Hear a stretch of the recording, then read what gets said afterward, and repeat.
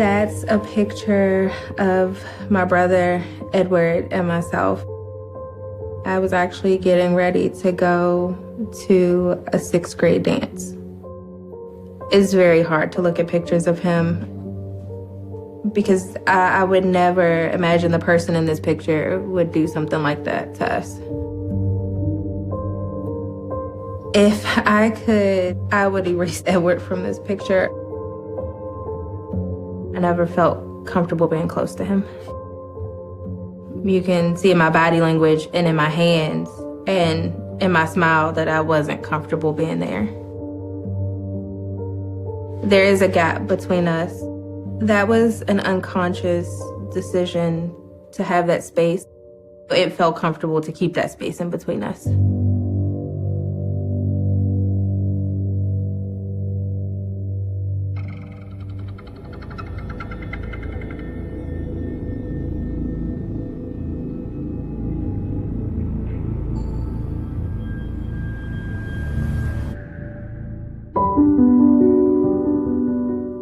My mom's name is Yolanda.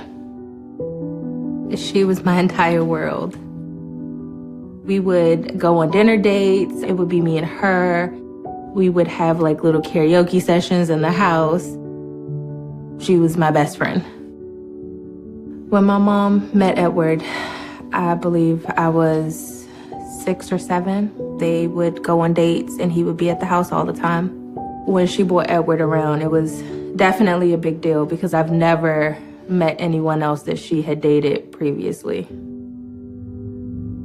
If I could go back in time, I would tell my mom to run.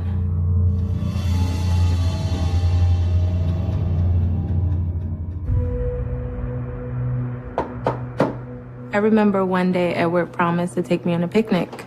Hey. And it was supposed to be me and my mom and him, and we were gonna have such a great time. As a little kid, promises mean a lot. I'm ready. I was excited to go on the picnic, but every time I asked to go on the picnic, he would say that he was busy or he had something to do. One day, when I asked, and he got angry. Not today. But you always say that. He frowns his face, and that terrifies me. He just walked away. He couldn't give me a straight answer. He got my hopes up, and he never took me. To have an adult promise you something and not come through, it's kind of disappointing. I seen Edward's true colors from the beginning, and he was just really good at masking that from my mom. So I do think he was putting a show on for my mom.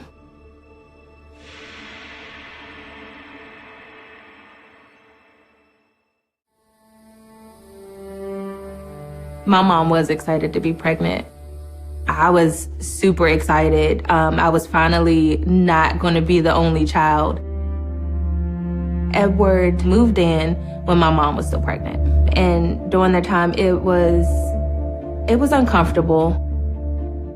The relationship between me and my mom was changing. It didn't feel like he tried to involve me in their relationship. A lot of the things that they did, it was him and her. Felt like he was taking my best friend. You almost feel erased. Edward was very manipulative. He stepped in the way he did intentionally to come between me and my mom. It was definitely Edward's way of isolating my mom from me and from my family as well.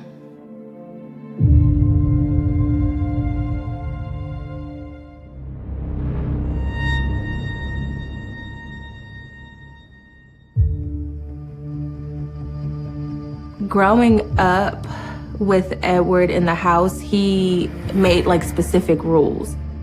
Family weren't allowed in specific rooms. No one could sit in his specific chair. He was very controlling in his nature.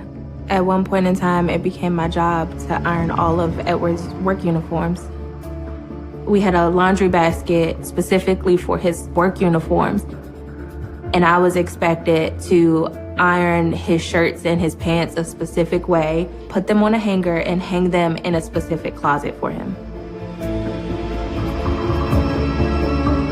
Edward had a specific crease in his pants and in his shirts that he liked, that he expected me to do. It easily took over an hour. And if he found one that he didn't specifically like how I ironed, he would get angry. What is this? He would call me stupid. He would say that I'm dumb. Do it again. And I would have to go back and do all of the uniforms over. As a little girl, it makes you feel very low. It kind of breaks your self-confidence. All right. He loved having control and making me suffer. I didn't want to be around him, and I didn't want to hear those things about myself. So even if that meant staying away from my mom, because him and my mom were in the same room, I would stay in my room.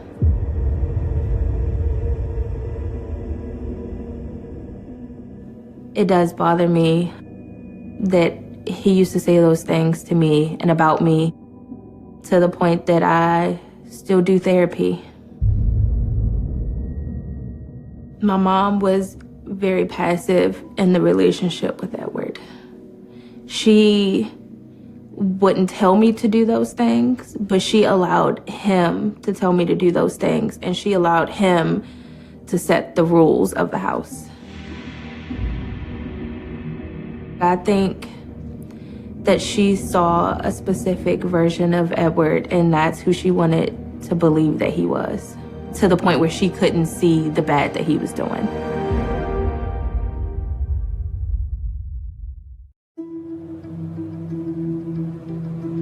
I had a cockatiel named Tweety. We had Tweety before she met Edward. When you would walk in the house, we would open the door and we would say, "Tweety," and he would go, "Pretty bird, pretty bird." We would take Tweety out of the cage and he would sit on your shoulder. Once Edward moved in, I can't recall us letting Tweety out. It was more so Tweety stayed in his cage. One day, me and my mom came home. Edward was home when we came. He was actually in their bedroom. Sweetie? And the rest of the house was dark. Sweetie? So we opened the door and I said, "Tweety," and I didn't hear anything. So I'm like, okay, maybe he sleep or maybe he didn't hear me. So I say it again before we fully get in the house to turn on the lights. I didn't hear anything. And I put my book bag down and I take my coat off and I turned on my lights and Tweety's laying at the bottom of his cage.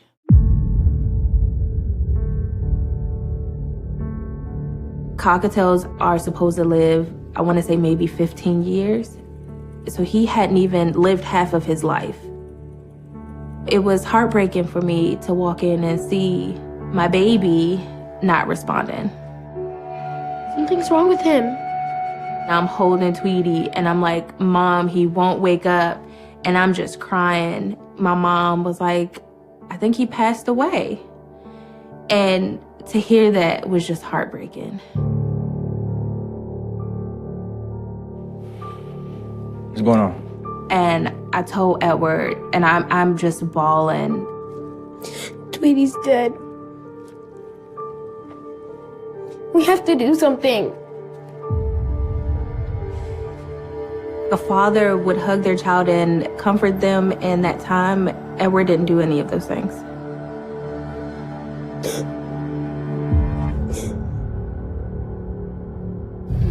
And I'm like, I want to bury Tweety. That was my first pet. Burying him seemed ideal, so that way I could have somewhere to go back and visit him. Give him here. I'll put him in a box.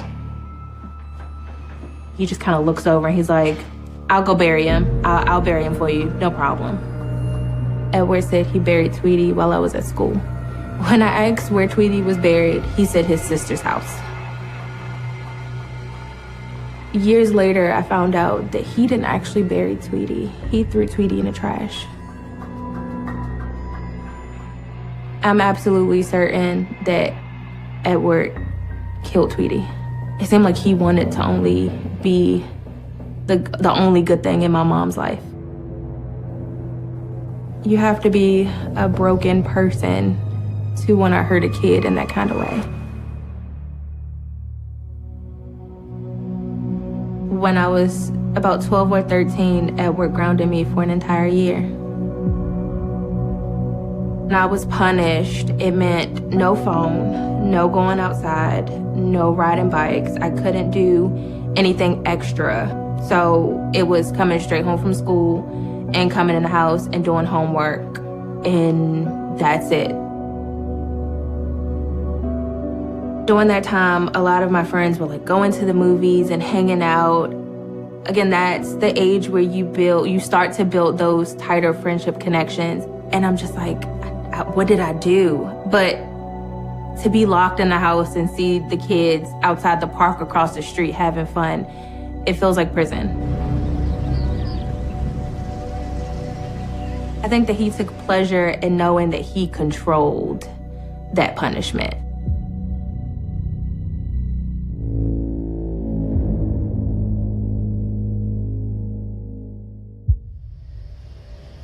We went to kind of visit some relatives. It was nothing out of the ordinary until the day we were expected to leave. I had a class at 8 o'clock the next morning. So the plan was we were supposed to get on the road by a specific time so that way they could drop me off at school. And it was super late at night. He was angry because he was tired. The car ride coming back home was really quiet. Typically they would like play music and kind of sing along to the songs on the radio or put in a CD. And it was none of that. They're not talking at all, which was very strange for us. Growing up, they never argued in front of us. So that space was very awkward to be in. It was tense and heavy. It was like yelling, but you could tell the tone that they were angry. And the argument was about taking me back to school. I believe we gotta drive back overnight. We should. And my mom is like, well, we told her we would take her back. Like, it's not our fault that she woke up late. You wanted to sleep. You said you were tired, so we let you sleep. My mom is just like, we have to take her back to school. And he stops responding, and he just like grips the steering wheel. I felt like in that moment, he felt that he lost control because my mom put her foot down. You can see that he's angry. His face scrunches up and his nose flares and like his lip goes up. He floors the gas on the highway.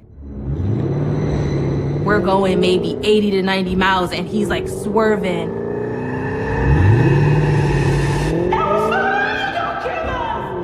My mom is turned towards him and she's like, my kids are in the car, like you need to stop. And during that time he doesn't respond.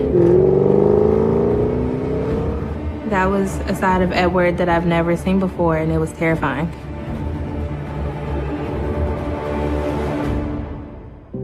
He didn't drop me off at school. He actually went to our house. He pulled up in the driveway. He angrily threw the car in park and jumped out of the car and walked into the house. That's the first time that I know of that she stood up to him. And that's the incident that changed everything. After that incident, nothing was the same.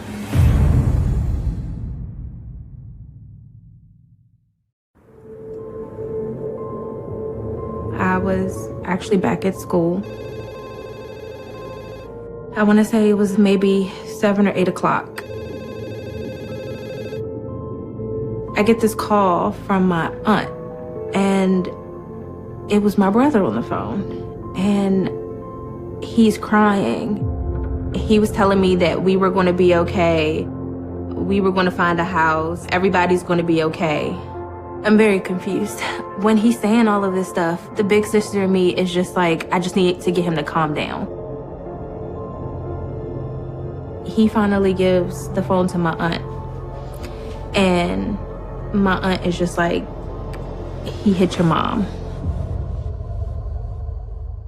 And at that moment, it feels like everything stopped. I never imagined that happening. And you're just stuck. Because in my mind, I'm trying to figure out how we got to this point. And it's just like, what happened?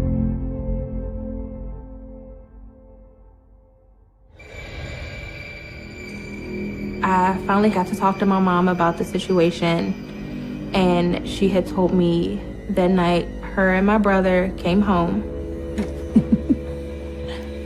They go in the house, and she said Edward is just like trying to start an argument. You know what time it is?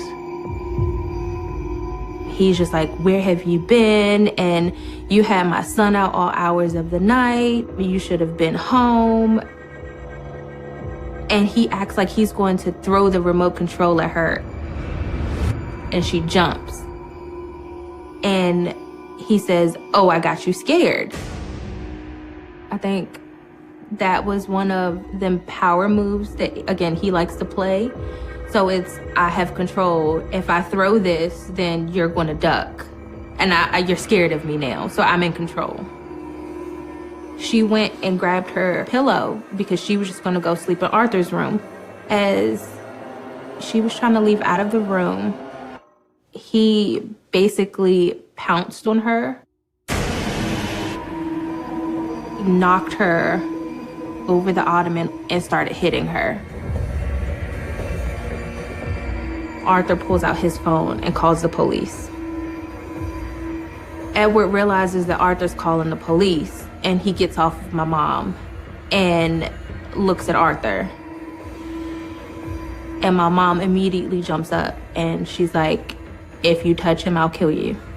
If you touch that boy, you a dead man.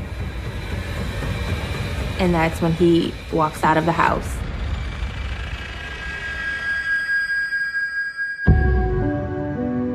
When I was a kid, it was always stressed that you don't put your hands on someone. If someone puts their hands on you, you leave. Like, it's no second, third, I'm sorry.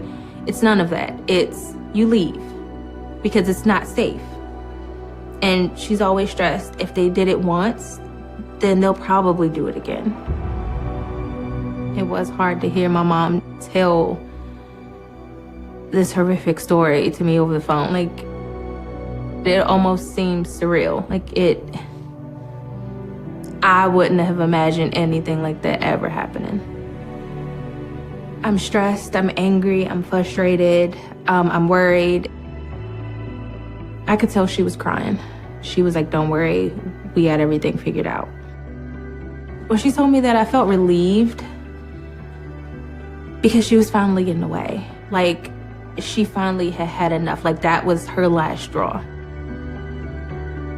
My mom filed and was granted a restraining order against Edward.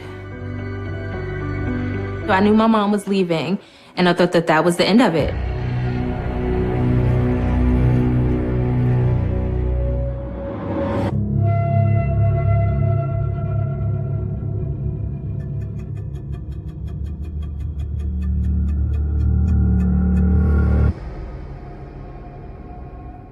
My mom was granted a restraining order, and in that restraining order, Edward was supposed to stay away from my mom, Arthur, and myself.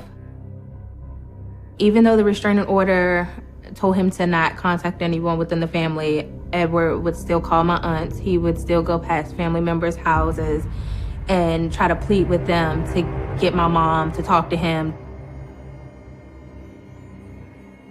I would say he was stalking her. It was one instance in particular where my mom had a doctor's appointment. And when my mom came out of the doctor's appointment, he had left a letter on her windshield of her car. When my mom seen the note on her car, she was scared.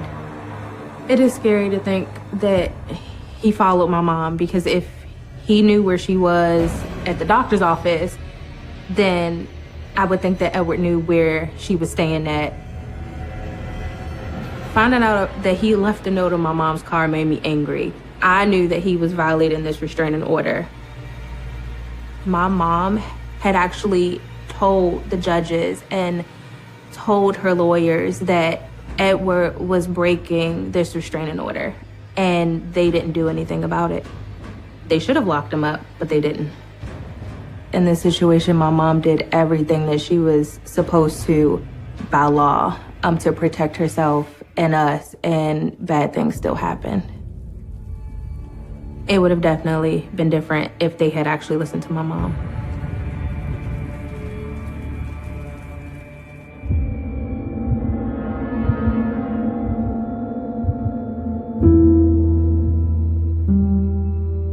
Edward was allowed supervised visitation with Arthur one Sunday every week. The visitation between Edward and my brother took place at a domestic violence shelter. The place was chosen by the court because it was a neutral ground. My mom could drop Arthur off at the visitation center without having any interaction with Edward. So the plan for Mother's Day that morning, my mom was supposed to pick me up. I was gonna ride with her to drop Arthur off at his visitation that morning. And then once she dropped Arthur off, we were supposed to go back to my aunt's house and just enjoy brunch. My mom calls me that morning and she's like, "Are you still riding with me?" And I'm just like, "No, I'm too tired." I was like, "I'm just gonna sleep in." May have been an hour. I get a phone call from my aunt. I picked up the phone and she's yelling. She's like, "Don't brush your teeth, don't jump in the shower, don't do anything, just get dressed." She's like, "Just go get in the car." So I immediately jump out of the bed and I'm like trying to throw on clothes and I'm running, trying to put on my shoes, and I'm like, "What's happening?" I get into the backseat of the car, I'm out of breath, and I'm like, "What is happening?" And she turns around and she's crying and she said that Edward shot your mom.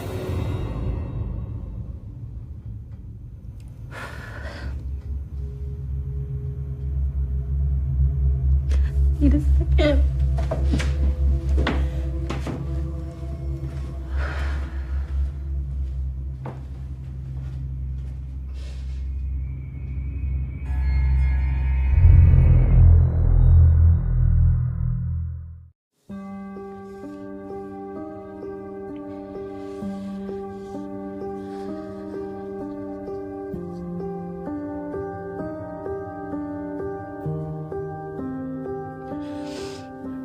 That's the Mother's Day card that they found with the bullet hole in it. The message that he put in the card said, "Love, boo." That's not even close to love. That's almost like you hate someone. Edward was willing to take my mother's life and attempted to take my brother's life because he didn't want to see them happy. This is the perfect example of, I love you, but I hate that I can't have you. I can't look at it anymore.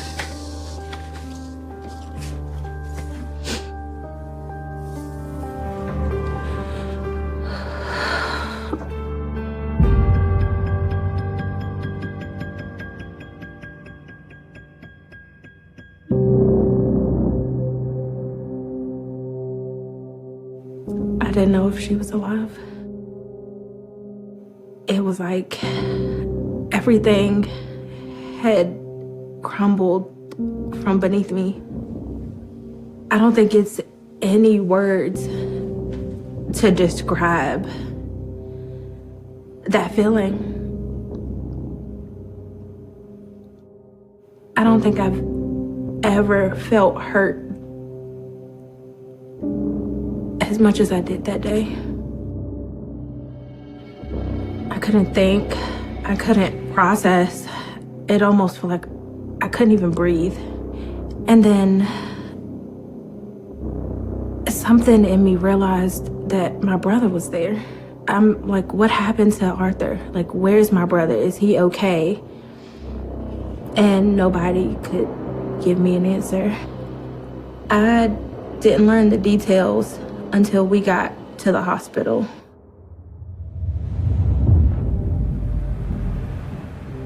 So that morning, my aunt had volunteered to ride in the car with her to drop Arthur off. They went to the visitation center, and my mom and Arthur got out of the car.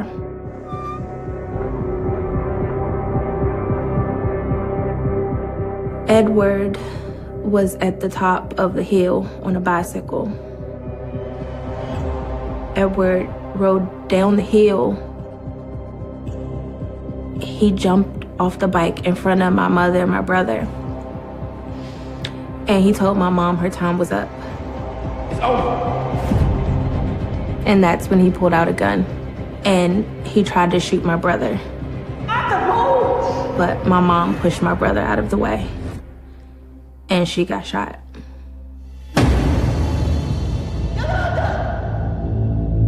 He wanted my mother to see her son die first. And Edward tries to shoot my mom 3 to 4 more times, but the gun jams. My brother runs to the van where my aunt is parked at, and Arthur's on the phone with the police, and he points the gun at the car and yells at my aunt, "I'ma kill you, B," and tries to shoot at the van, and the bullet ricochets off the windshield.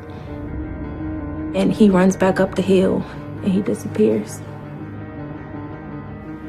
Not even in my wildest dreams would I had thought that he would have done something like that.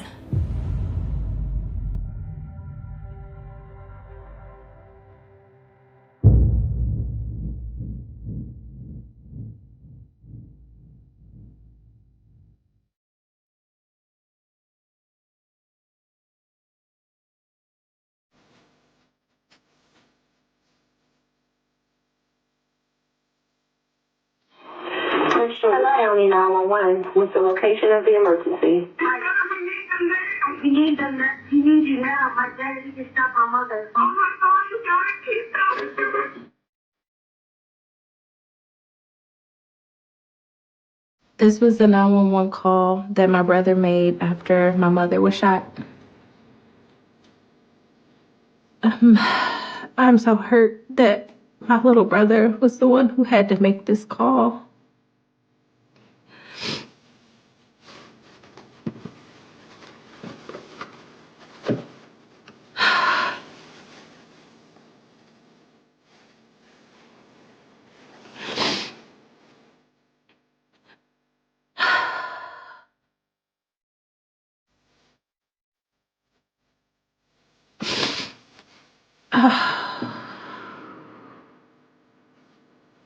That's really hard to listen to.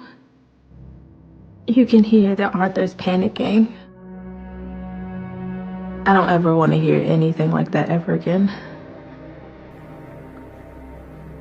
From my brother or anyone else's child. It's difficult to picture that entire situation in my head. That's not something that anyone should imagine or have to ever think about. But this nightmare was my life.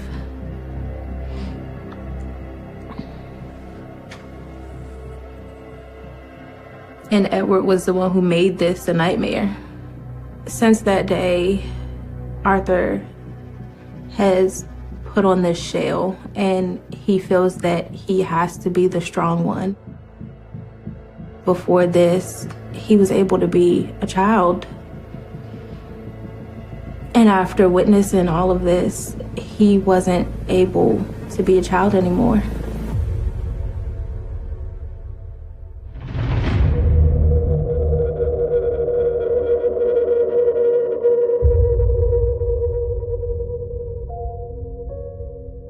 My mom had arrived at the hospital and they had taken her back for CT scans to see how bad the damage was. And I went back to see her.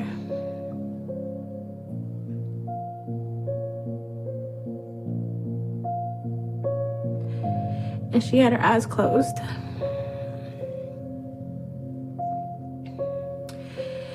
And I'm like, Mom, are you okay? Are you okay? And she opens her eyes. And she's like, I'm fine. I'll be okay if they could just make the pain stop. Walking in there and seeing her alive was like a sigh of relief. But we obviously knew that it had done some damage. And they were also telling us that the bullet didn't come out. I just held her hand and crying and telling her I love her. And then they said they had to take her to surgery. And when they wheeled her away, I didn't know if that was the last time I would see my mom.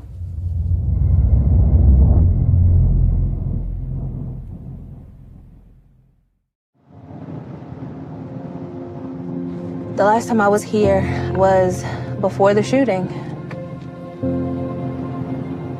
I try my best to not ever come around to this area. It just brings back too many memories. It's just a really hard pill to swallow, knowing that my entire world changed in front of this place. I want to be able to air those wounds out, to be able to heal.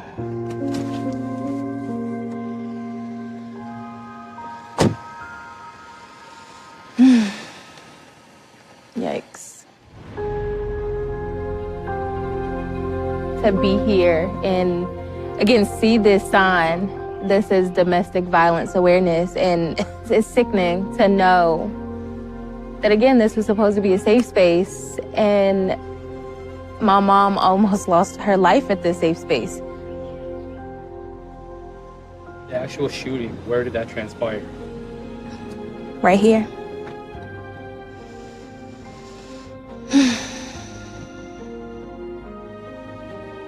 To look at the spot and be where Edward tried to take my mother's life, it's just, you don't have the words.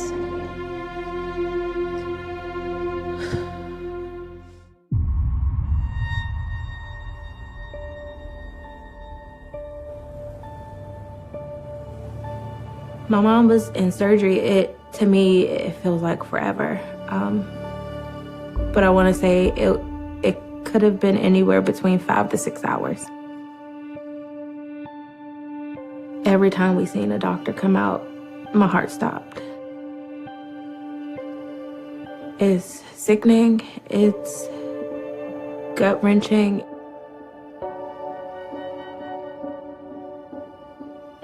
When the surgery's finally done, I walked into the room and my mom is just laying there, and it's all these wires and machines and a lot of beeping, and she's just stretched out on the bed. If I didn't know that that was my mom, I wouldn't be able to recognize her.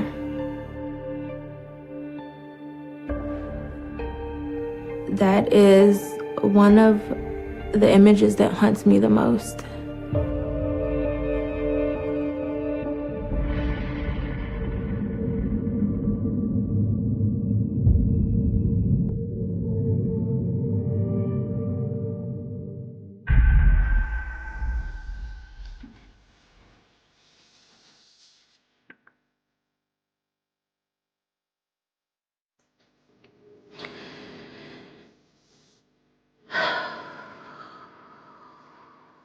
I've never seen these pictures before.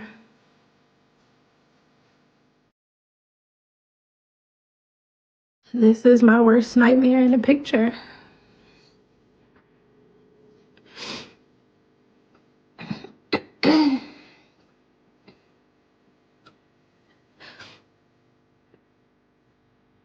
Everything that you could possibly imagine from that day comes back. The numb feeling, the feeling of not knowing, the feeling of being scared, the smells, the sound, it all just floods back. Standing beside the bed, I didn't know if she could hear me, and I didn't care if she could, but I wanted her to know that I was there. And I wanted her to know that I loved her.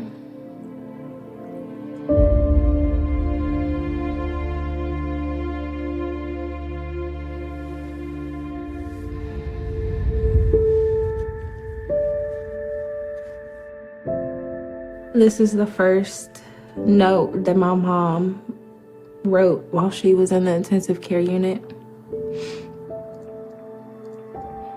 And this is something that I hold close to my heart. It says, "I love you, Arthur. I love Dion." At the time, she was still intubated, so she couldn't speak. We were surprised that she was even able to write this 8 days after being shot. No means that my mom heard us. She knew we were there, and she was going to fight for us.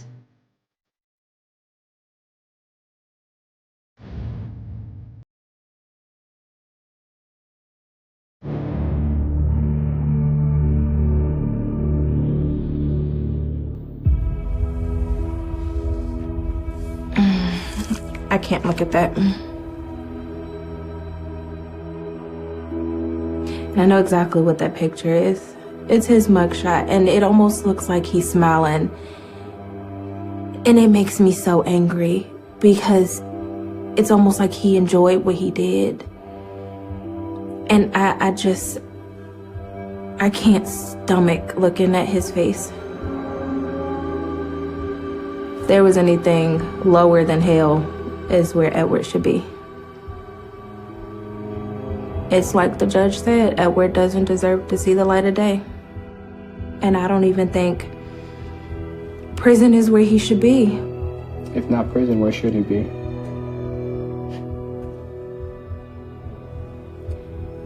Edward should be where he tried to put my mom.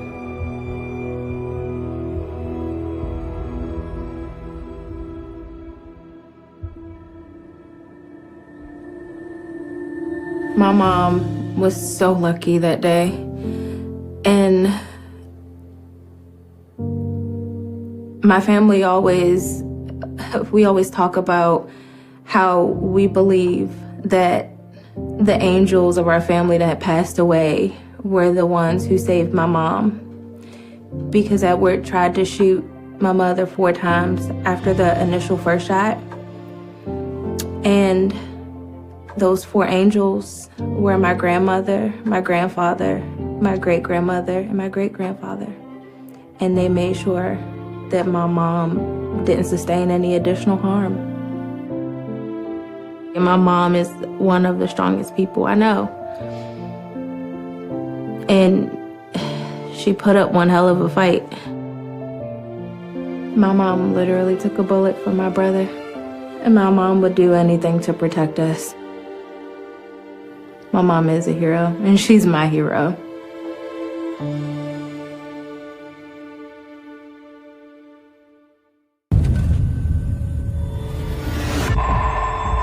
He was like a monster when they just hatch. Don't let him into your life. Don't let him in. He had me by the throat, grabbed a knife, and said, "You'll be dead before the cops get here." Spring in the year 1946 should have been a time of profound relief and quiet restoration for the American people. The world had just emerged from the devastating shadows of a global conflict, and communities across the nation were eagerly attempting to rebuild a sense of normalcy, peace, and security. In the Deep South, straddling the state line between Texas and Arkansas, lies the unique border city of Texarkana. This was a community defined by its dual nature, a town shared by 2 states, characterized by hard-working citizens, quiet neighborhoods, and the familiar, comforting rhythms of mid-century American life. It was a place where neighbors knew each other, where the dense pine thickets surrounding the city limits offered a serene backdrop to everyday existence. However, the illusion of post-war safety in this quiet border town was destined to be shattered in the most brutal and unimaginable way possible. Over the course of 10 harrowing weeks during that seemingly peaceful spring, a profound and paralyzing terror descended upon Texarkana, a terror orchestrated by a single, unidentified individual who would soon become known to history and infamy as the Phantom Killer. This is not merely a story of murder. It is a meticulous examination of how fear can systematically dismantle the psyche of an entire community. The events that unfolded in Texarkana in 1946 are widely considered one of the most chilling and perplexing unsolved mysteries in the annals of American true crime. Over a span of just 2.5 months, this masked predator systematically attacked 8 individuals, claiming the lives of 5 innocent people in a series of highly calculated, merciless assaults. The sheer brutality of the attacks, coupled with the elusive nature of the perpetrator, transformed the city into a landscape of unimaginable dread. The setting sun, once a signal for rest and family gatherings, morphed into a harbinger of potential death. The darkness became a physical weight, an oppressive force that drove residents behind locked doors and drawn shades, waiting in silence for a dawn they were not certain they would see. To understand the gravity of these crimes, one must first comprehend the specific hunting grounds chosen by the assailant. The killer displayed a chilling preference for lovers' lanes, those secluded, winding dirt roads situated on the desolate outskirts of the city. These were places of isolation, shrouded by thick trees and darkness, locations where young couples sought privacy away from the watchful eyes of the town. In the quiet intimacy of their parked vehicles, surrounded by the absolute stillness of the night, these young men and women were utterly vulnerable. They were isolated from help, disconnected from the safety of the illuminated city streets, and completely unaware of the malevolent presence stalking them from the tree line. The perpetrator utilized this isolation as a weapon, striking with a sudden, overwhelming violence that left no room for escape or defense. The physical description of the killer, gleaned from the traumatized accounts of the few who survived, adds a layer of profound, almost cinematic horror to the narrative. The assailant did not merely hide in the shadows. He obscured his identity behind a crude, terrifying disguise. He wore a plain, white cloth mask pulled completely over his head, with only rough, jagged holes cut out for the eyes. This simple yet deeply disturbing concealment stripped the attacker of all humanity. For the victims, their final moments were not spent looking into the face of a man, but staring into a blank, white void, a faceless entity that embodied absolute malice. This terrifying visage, emerging abruptly from the pitch-black darkness of a secluded road, armed and intent on unimaginable violence, is a horrifying reality that surpasses the darkest inventions of fiction writers. The psychological warfare waged upon the citizens of Texarkana was unprecedented. As the body count rose and the details of the brutal, masked attacks circulated, a collective hysteria gripped the border town. The fundamental sense of security that binds a community together completely evaporated.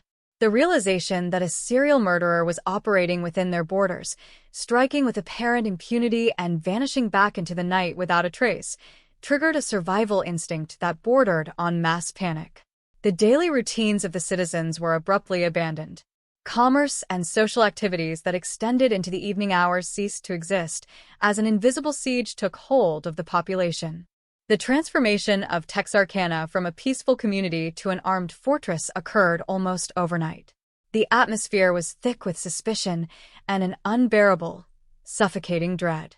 Hardware stores and local merchants experienced a phenomenon that starkly illustrated the level of terror. Within a matter of days, the entire city completely sold out of firearms, ammunition, and heavy-duty locks. People who had never previously considered owning a weapon suddenly felt that their very survival depended on possessing one. The citizens took desperate, rudimentary measures to protect themselves from the faceless threat. They barricaded their homes, pushing heavy furniture, large cabinets, and dining tables against doors and windows before the sun even fully set. The sanctuary of the home was replaced by the tense, terrifying atmosphere of a bunker. The local government and law enforcement agencies recognized the severe magnitude of the crisis and responded with drastic measures. A strict curfew was implemented, essentially shutting down the city after dark. Once the sun went down, the normally bustling streets of Texarkana became completely deserted, resembling a ghost town. The silence of the night was broken only by the sound of heavily armed police patrols slowly cruising the empty avenues. The investigation itself became a massive, unprecedented operation. The local police departments, heavily supported by the legendary Texas Rangers and federal agents from the FBI, descended upon the city in full force. They launched a massive, exhaustive manhunt, mobilizing all available resources to track down the Phantom Killer. They conducted widespread sweeps, followed up on every conceivable rumor, and systematically interrogated thousands of potential suspects. Yet, despite this overwhelming mobilization of law enforcement and the relentless, round-the-clock investigations, every single lead ultimately evaporated into thin air. The killer remained a ghost, always one step ahead, leaving behind a trail of devastated families and a community paralyzed by fear. The legacy of the Texarkana Moonlight murders extends far beyond the geographical boundaries of the Texas and Arkansas border. The chilling specifics of the case, the isolated lovers' lanes, the savage, unprovoked violence, and particularly the terrifying imagery of the masked assailant, left an indelible mark on the cultural consciousness of the nation. Decades later, the horrific realities of these crimes would serve as the direct inspiration for a new subgenre of cinematic horror. The archetype of the silent, masked killer stalking young, vulnerable victims in secluded areas, a trope that would later dominate the slasher film industry, finds its chilling origins in the very real, blood-soaked dirt roads of Texarkana. The most notable translation of this tragedy into popular culture is the well-known motion picture titled The Town That Dreaded Sundown. While such media adaptations have cemented the legend of the Phantom Killer in the public mind, they often risk overshadowing the profound, agonizing human tragedy at the core of the story. It is crucial to strip away the layers of urban legend and cinematic mythology to confront the stark, devastating reality of what occurred in the spring of 1946. The victims were not characters in a script. They were real individuals with families, futures, and dreams, whose lives were violently and prematurely extinguished. They experienced a level of terror that is almost impossible to fully comprehend. To truly understand this case, we must approach it with a deep sense of empathy for those who suffered and a solemn commitment to the factual record. We must look beyond the sensationalism of the white mask and the catchy monikers and focus on the systematic, brutal nature of the crimes and the profound failure of the justice system to provide closure. The narrative of the Phantom Killer is not just a recounting of historical violence. It is a profound exploration of the limits of law enforcement and the enduring trauma of an unsolved mystery. The fact that the perpetrator of such heinous, high-profile crimes could completely evade justice, despite the combined efforts of local, state, and federal agencies, is a chilling testament to the chaotic and unpredictable nature of criminal investigations during that era. It forces us to confront the unsettling reality that sometimes the darkness truly does conceal its monsters, and that evil can strike and vanish without consequence. The Phantom in this case is not a supernatural entity, but a very real, incredibly dangerous human being who walked the same streets, breathed the same air, and perhaps even interacted with the very people hunting him, before fading away into historical obscurity. The geographical layout of Texarkana itself played a unique psychological role in the unfolding drama. A city literally divided down the middle by a state line creates a complex jurisdictional environment, a reality that the killer perhaps consciously exploited or inadvertently benefited from. The imaginary lines separating Texas and Arkansas meant that law enforcement agencies from two distinct states, each with their own protocols, leadership, and communication structures, were suddenly forced to collaborate under immense pressure. This dual nature of the city added a layer of complexity to an already chaotic situation, as citizens on one side of the street looked across the border, wondering if the Phantom favored one state over the other, or if the invisible boundary offered any true sanctuary from the violence. The darkness, however, recognized no borders, and the fear quickly became a shared, universal language. Furthermore, the trauma of an unsolved serial murder case does not simply dissipate when the killings stop. The sudden cessation of the attacks, while bringing an end to the immediate bloodshed, offered no psychological resolution. Without an arrest, without a trial, and without a definitive confession, the citizens of Texarkana were left suspended in a state of indefinite anxiety. For years following the spring of 1946, every sudden noise in the night, every unfamiliar vehicle parked on a dark road, and every stranger passing through town was viewed through the lens of suspicion and lingering terror. The shadow of the phantom killer became deeply ingrained in the local folklore, a dark inheritance passed down from those who lived through the barricaded nights to the subsequent generations who only heard the whispered warnings. This lingering uncertainty is perhaps the most cruel and enduring legacy of the Moonlight Murders.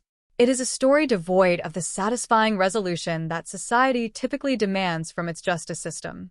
There is no final chapter where the monster is unmasked before the public, no courtroom drama culminating in a righteous verdict.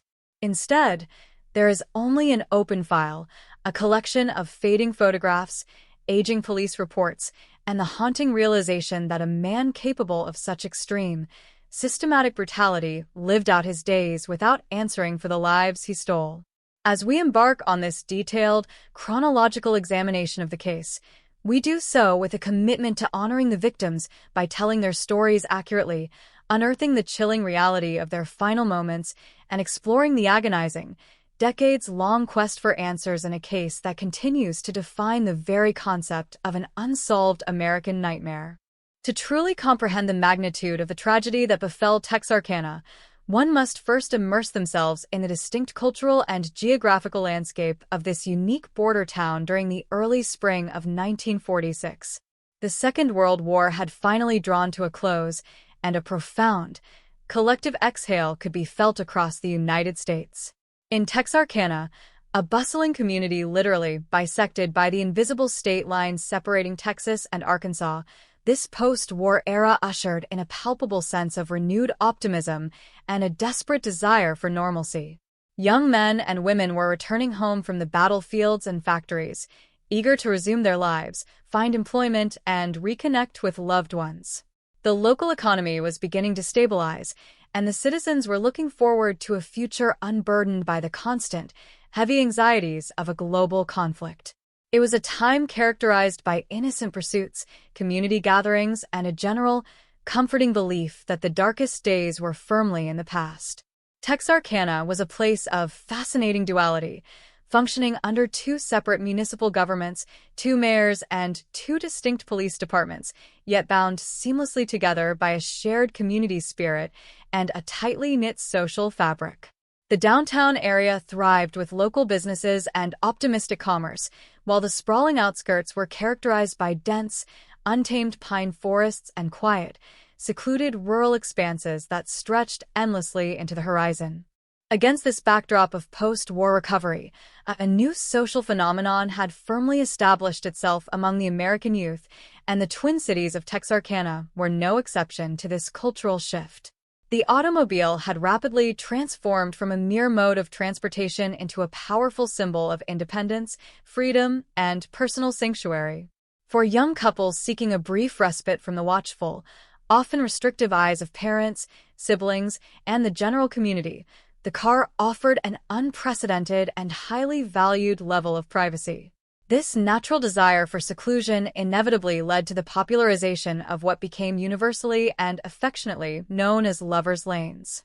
In Texarkana, these were not designated public parks or well-lit, patrolled avenues, but rather a sprawling network of obscure, unpaved dirt roads meandering aimlessly through the thick, desolate woodlands on the very fringes of the city limits. These isolated stretches of road, heavily shrouded by thick canopies of old trees and entirely devoid of streetlights, provided a temporary, quiet escape from the rigid social structures of the time. On any given weekend night, it was customary for numerous vehicles to be parked along these hidden, winding thoroughfares, their youthful occupants enjoying quiet conversation, romantic intimacy, and the peaceful, undisturbed stillness of the rural night. It was an environment built entirely on a foundation of implicit trust and assumed safety.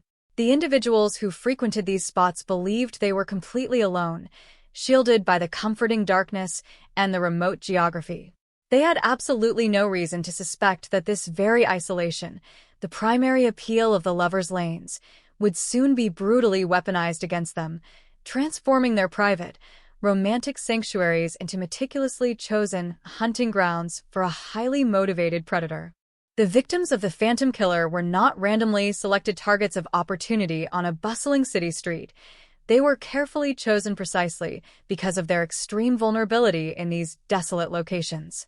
A closer, solemn examination of the individuals who fell prey to this masked assailant reveals a chilling cross-section of the Texarkana community, highlighting the indiscriminate, merciless nature of the violence. The first terrifying encounter involved Jimmy Hollis, a 25-year-old man, and his companion, Mary Jean Larry, who was just 19 years of age. They represented a typical young couple of the era, seeking nothing more than a quiet, private moment together on a secluded stretch of road. Jimmy was in the absolute prime of his young adult life, while Mary Jean was just on the cusp of womanhood, her entire future unfolding brightly before her. Their decision to park their vehicle in that desolate area on the 22nd of February was a profoundly ordinary act, a harmless social ritual that tragically ended in unimaginable trauma. The brutal assault they endured, characterized by the devastating, violent blow to Jimmy's skull with the heavy butt of a firearm and the subsequent severe physical and sexual violence inflicted upon Mary Jean, shattered their innocence forever. While they miraculously survived the harrowing ordeal, navigating through pure terror to escape with their lives, the profound psychological and physical scars they carried served as a grim, horrifying prelude to the escalating, lethal violence that was rapidly approaching the town. Just a few short weeks later, the desperate, fragile illusion that the first attack was merely an isolated, anomalous incident was permanently shattered with the gruesome discovery of the killer's first two murder victims. Richard Griffin, 29 years old, and Polly Ann Moore, a 17-year-old girl, were found dead within the quiet confines of their parked automobile on another desolate, lonely dirt road bridging the Texas and Arkansas border. The stark age difference between the two victims, while certainly not uncommon for the era, underscores the wide, indiscriminate net cast by the killer lurking in the shadows. Richard was a mature adult, likely looking forward to establishing a stable, long-term life, while Polly Ann was essentially still a child, a young teenager whose life was violently, abruptly extinguished before it had truly begun. They were discovered having both been shot directly in the back of the head, a chilling, execution-style method of killing that spoke to a cold, calculated, and utterly uncompromising ruthlessness. The interior of the car, meant to be a place of quiet, joyful connection, had been horrifically transformed into a claustrophobic, blood-soaked tomb. The sheer suddenness of their violent deaths, occurring in a location they had consciously chosen for its perceived safety, sent an immediate, paralyzing shockwave through the entire community. The grim reality that a lethal predator was actively hunting on the dark outskirts of their city, targeting individuals in their absolute most vulnerable moments, became an undeniable and terrifying fact of daily life. As the beautiful spring weather progressed, the killer's thirst for violence remained horribly unsated, and his target demographic shifted even younger, maximizing the profound emotional devastation inflicted upon the closely knit community. The third, deeply tragic attack claimed the lives of Paul Martin, a 17-year-old boy, and Betty Jo Booker, a deeply innocent 15-year-old girl. This particular, savage crime struck directly at the very heart of Texarkana, as it involved two beloved, highly visible, and promising members of the local high school community. Paul was right on the verge of adulthood, navigating the exciting final stages of his teenage years, while Betty Jo was a young, incredibly vibrant girl with a lifetime of dreams and potential ahead of her. The specific circumstances surrounding their murders were particularly brutal, chaotic, and perplexing to the authorities. Unlike the previous victims who were tragically found together within the immediate vicinity of their vehicle, Paul and Betty Jo were clearly subjected to a prolonged, agonizing, and terrifying ordeal that tragically spanned a significant geographical distance. Paul's lifeless body was discovered abandoned unceremoniously on the side of a rural, dusty road, a stark and horrific sight for anyone passing by. The subsequent discovery of Betty Jo's body was even more distressing and mysterious, located in a dense, unforgiving woodland area more than 3 kilometers away from where Paul was ultimately found. Both teenagers had suffered the trauma of multiple gunshot wounds. The vast spatial separation of their bodies strongly suggested a highly chaotic, prolonged sequence of terrifying events, perhaps a desperate pursuit through the dark woods or a deliberate, agonizing separation orchestrated by their cruel captor before their eventual, merciless execution. The loss of these 2 exceptionally young, profoundly innocent lives marked a definitive turning point in the collective psychological state of the city, transforming a pervasive fear into an absolute, unyielding, and hysterical panic. It grimly demonstrated that absolutely no one, regardless of their tender youth or pure innocence, was safe from the deadly gaze of the Phantom. The final, most baffling, and perhaps most terrifying chapter in this relentless sequence of attacks marked a drastic and unprecedented deviation from the killer's heavily established behavioral pattern. Up until early May, the anxious citizens of Texarkana had developed a grim, albeit limited, understanding of the threat. The danger lurked exclusively in the isolated, wooded lovers' lanes, specifically targeting couples sitting in parked cars late at night. There was a false, comforting sense of security for those who remained securely within the confines of their homes, especially in the more populated neighborhoods or established, well-lit rural properties. However, on the 3rd of May, the predator completely shattered this fragile preconceived notion by bringing the extreme violence directly to the domestic threshold of a secluded, quiet farmstead. The chosen targets were no longer young lovers seeking romantic privacy in vehicles, but an established married couple relaxing in the assumed sanctity of their own home. According to the harrowing details of the case, Katie Starks, a 37-year-old individual, was simply engaging in the incredibly mundane, peaceful act of reading the daily newspaper inside the warm farmhouse. Without any warning, without the slightest provocation, and without any possible opportunity for defense, fatal shots were violently fired through the glass window from the pitch-black darkness outside, instantly and tragically ending Katie's life. The merciless assailant did not stop there. The violence immediately continued as the spouse, Virgil Starks, was subsequently shot directly in the mouth in a horrifying continuation of the assault. In an absolute, incredible display of the indomitable human will to survive against all odds, Virgil, despite sustaining a horrific, agonizing, and highly life-threatening facial wound, managed to desperately flee the compromised house. Bleeding profusely into the night and operating in a state of unimaginable, profound shock, Virgil ran frantically across the dark, open, uneven farmland to seek urgent, life-saving assistance from neighboring properties, ultimately and miraculously surviving the catastrophic ordeal. This sudden, drastic shift in methodology from opportunistic hunting on desolate, wooded dirt roads to directly and brazenly attacking an isolated, occupied farmhouse completely destroyed whatever fragile, lingering sense of security the community had left to hold on to. It chillingly proved that the killer was entirely unrestrained by geography, predictable patterns, or specific victim types. He was highly unpredictable, terrifyingly adaptable, and completely willing to strike lethally at the very heart of domestic safety. The varied victims of the Phantom Killer, ranging from the bright young teenagers like Betty Jo Booker and Polly and Moore, to the hopeful young adults like Jimmy Hollis and Richard Griffin, and finally encompassing the established homeowners like the Starks family, represented a complete, tragic spectrum of ordinary, everyday life in Texarkana. They were universally united by absolutely nothing other than the terrible, fatal misfortune of crossing paths with an unidentified individual driven by a dark, incomprehensible urge to inflict extreme pain and death. By deeply examining the simple lives they led, the entirely innocent activities they were engaged in just moments prior to the brutal attacks, and the devastating, violent manner in which their lives were forever altered or abruptly ended, one gains a profound, necessary understanding of the deep, enduring trauma inflicted upon this border town.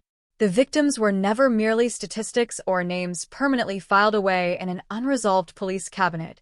They were the very living soul of the community, and their sudden, brutal, and unjust absence left a massive, aching void that could never truly be filled. The Phantom stole vastly more than just physical lives. He effectively and permanently stole the innocence, the inherent trust, and the fundamental sense of safety from an entire generation of Texarkana residents, leaving behind a legacy of sorrow that would echo through the towering pine trees for decades to come. The onset of the violent attacks in the spring of 1946 triggered a psychological phenomenon in Texarkana that remains a textbook study in collective trauma and acute, systemic fear. As the gruesome details of the assaults on the Lovers' Lanes and the horrific farmstead invasion trickled through the public consciousness, the residents of this border town were stripped of their foundational sense of safety, replaced almost overnight by a paralyzing, irrational terror that altered every facet of their daily existence. The city, which had been basking in the optimism of the post-war era, suddenly became a claustrophobic cage where the darkness of the night was viewed not as a time of rest, but as a period of active, mortal peril. The Phantom Killer did not simply commit crimes.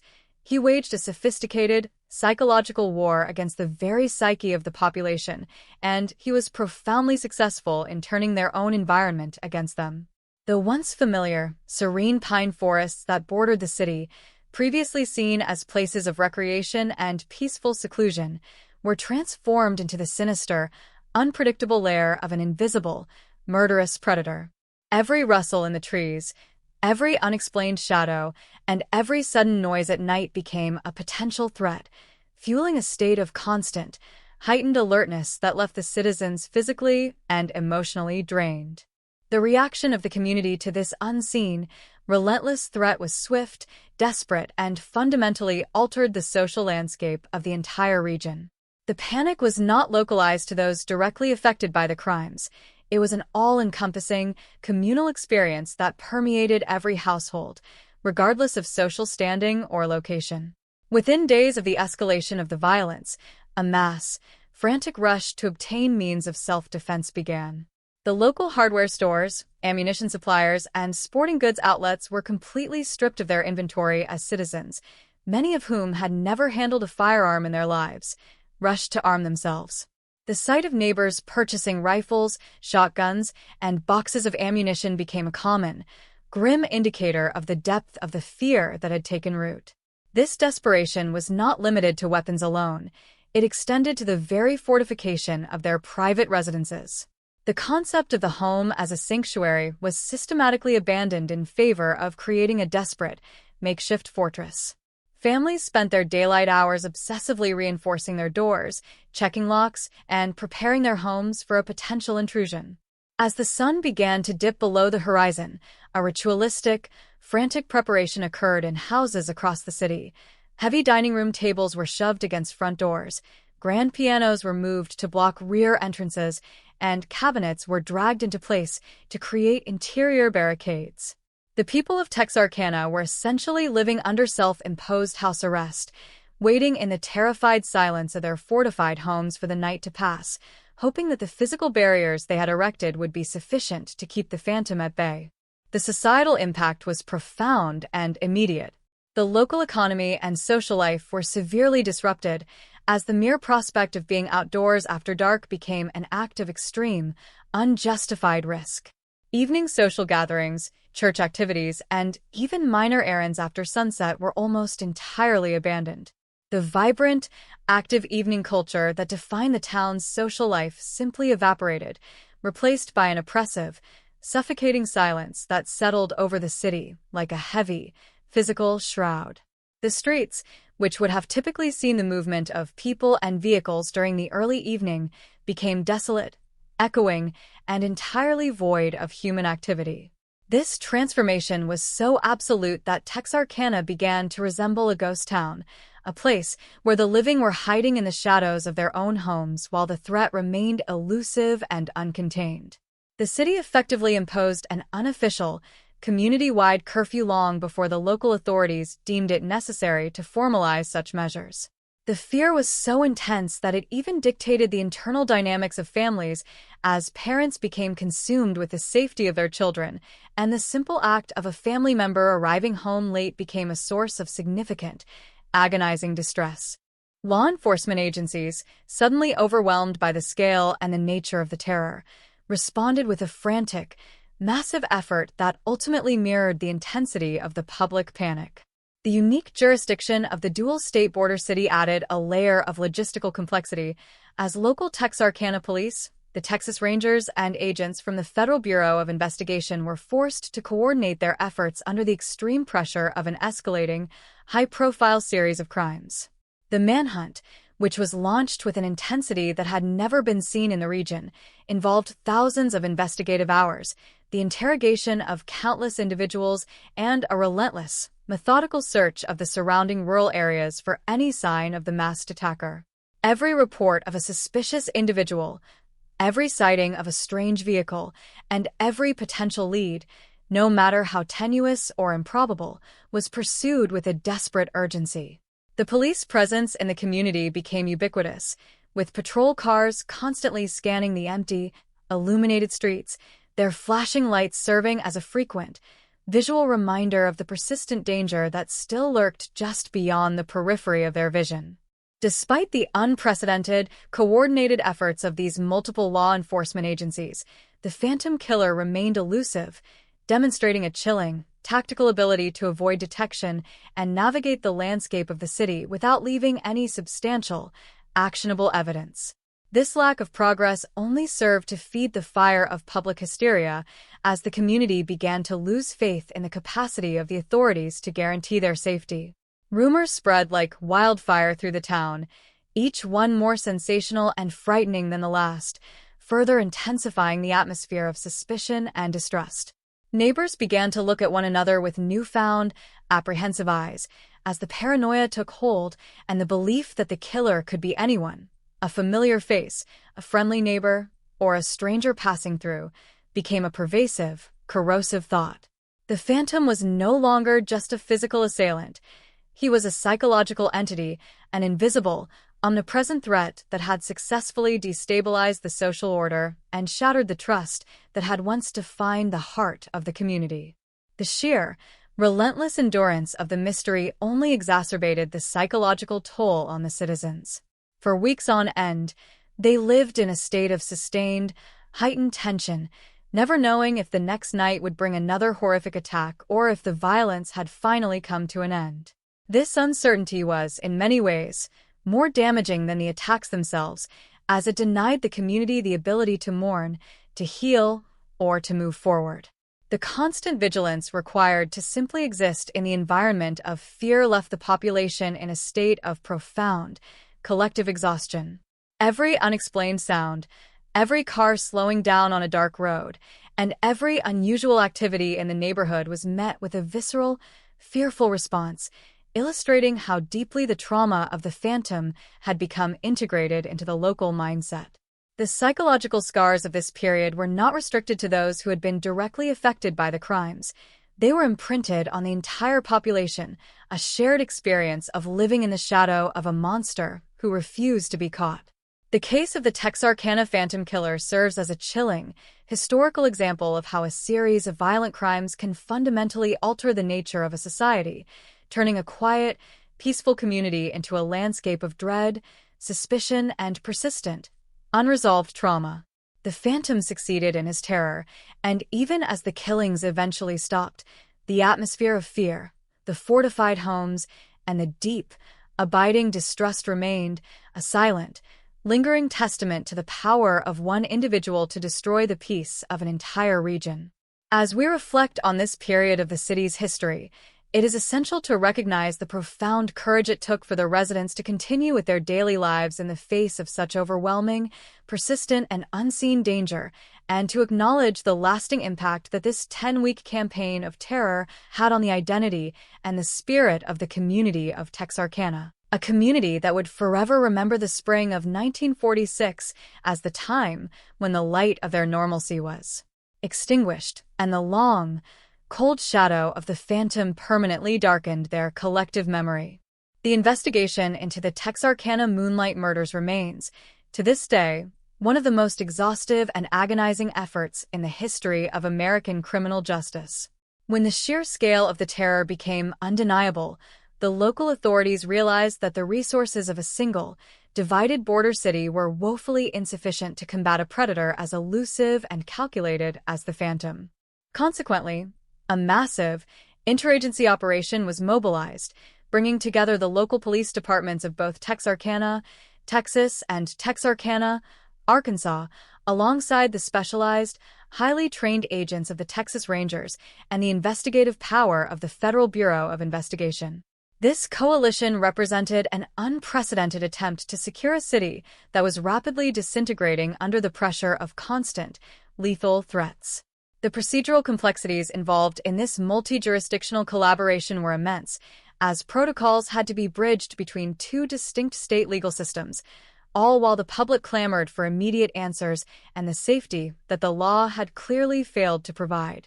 Every investigative avenue, from the most traditional police work to the nascent forensic techniques of the era, was pursued with a level of intensity that reflected the high stakes of the situation. The investigative team operated in a state of continuous, high-stakes friction. The primary focus of the authorities was the methodical collection and analysis of any evidence left behind at the sprawling, isolated crime scenes.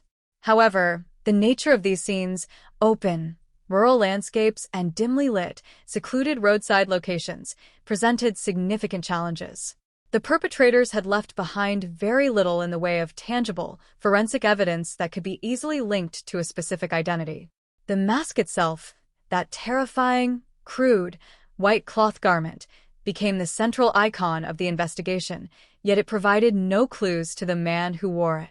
Investigators spent countless hours interviewing every individual who had been present in or near the areas where the attacks occurred, attempting to find a single, consistent witness statement that could lead them to a suspect. The witness accounts were, as one might expect, fragmented and traumatized. The survivors, such as those from the first attack, provided harrowing details of the brute force they encountered, but their descriptions were inevitably clouded by the profound shock and the blinding, terrifying darkness of their ordeal. These accounts were nevertheless collected, analyzed, and meticulously cross-referenced in an attempt to create a cohesive profile of the assailant. As the search widened, the authorities began to cast an incredibly broad net, conducting systemic sweeps of the entire region. They investigated known criminals with histories of violence or sexual assault, transient individuals passing through the border city, and anyone whose behavior or presence seemed out of place during those 10 weeks of horror. The process was grueling and demoralizing. For every lead that promised a breakthrough, there were hundreds of dead ends, misunderstandings, and red herrings that consumed precious time and resources. The pressure from the citizenry, who were living in a state of absolute, daily fear, was immense. The authorities were not just dealing with the investigation, they were also managing the emotional stability of a city that had lost its faith in the basic mechanisms of law and order. The presence of the Texas Rangers, an institution known for its relentless pursuit of justice, provided a temporary sense of reassurance, yet even their storied reputation was tested by the utter invisibility of the killer. The investigation reached a critical juncture with the emergence of Yowell Swinney, an individual whose criminal history and behavioral profile seemed to align, at least in the eyes of the investigators, with the suspected nature of the Phantom. Swinney was a career criminal, a man who had made a life out of minor thefts and offenses, particularly those related to automobiles. In the climate of extreme suspicion that defined Texarkana, any individual with a history of deviant behavior became a focal point of intense scrutiny. The interest in Swinney was significantly compounded by the testimony of his wife, Peggy Swinney, who, in a series of dramatic, harrowing accounts provided to the police, claimed that her husband was indeed the man responsible for the Moonlight murders. Her statements were highly detailed, encompassing narratives of the killings that included specifics which, according to the authorities, had not been widely disseminated to the general public. These claims, if true, provided the most significant potential link between a specific suspect and the series of atrocities that had paralyzed the town. However, the path to prosecuting Swinney was fraught with insurmountable legal obstacles that underscored the limitations of the justice system during the mid-1940s. The most significant of these barriers was the legal framework governing spousal testimony, which prevented Peggy Swinney from being compelled or even allowed to testify against her husband in a court of law. This antiquated rule, which was designed to protect the sanctity of the marital unit, became a formidable shield for a man suspected of being a prolific serial killer. Without the ability to use Peggy's testimony, the prosecution's case against Swinney was built on a foundation of circumstantial evidence that was simply too fragile to withstand the rigors of a formal trial. The forensic science of the era, while developing, was not advanced enough to provide the definitive, irrefutable link between Swinney and the crime scenes, such as DNA analysis or modern, high-fidelity ballistics matches. The physical evidence remained ambiguous, allowing for significant doubt that a defense attorney could easily exploit in front of a jury. The investigative team found themselves in an agonizing stalemate. They believed they had identified the individual responsible for the terror, yet they were legally handcuffed from proceeding with the only charge that truly mattered: the murder of the citizens of Texarkana. The frustration felt by the investigators, the families of the victims, and the public at large was immense. They were left with the knowledge of who they believed the killer to be, but they were unable to secure the finality of a murder conviction. The investigation into Swinney became a study in the intersection of justice, legal technicality, and the tragic inadequacy of investigative resources when faced with a criminal who exploited the loopholes of the system. Even as they continued to pursue every other lead and every other potential suspect, the shadow of Swinney loomed over the entire operation, a persistent, unresolved presence that highlighted the gaps in their efforts. The authorities eventually had to accept the reality that, without additional, more concrete evidence, they would be unable to link Swinney directly to the specific murders through a successful criminal prosecution. This period of the investigation is a somber reminder of the vulnerabilities inherent in the pursuit of justice for victims of serial crimes. The investigators were not merely tracking a criminal. They were fighting against time, public panic, and a legal system that often prioritized established protocols over the pursuit of absolute truth. The lack of a breakthrough, despite the intensity of the search, served to solidify the mysterious, almost mythological aura that began to surround the figure of the phantom killer. The fact that the authorities had identified a credible suspect but could not bring him to justice for the crimes that truly defined the period allowed the identity of the phantom to remain in a state of disturbing uncertainty. As the investigation continued to flounder, the public began to look for explanations for why the nightmare had started and, perhaps even more crucially, why it had stopped. The inability of the authorities to provide a definitive resolution to the case would leave an open wound in the community of Texarkana, one that would never truly heal, as the questions of who the Phantom was and why he chose their city as his hunting ground continued to haunt the collective memory for decades after the police had officially closed their files. The tragedy of the investigation was not just that it failed to secure a conviction for the murders, but that it underscored the painful reality that, sometimes, the mechanisms of the law are simply insufficient to address the most profound and brutal acts of human malice.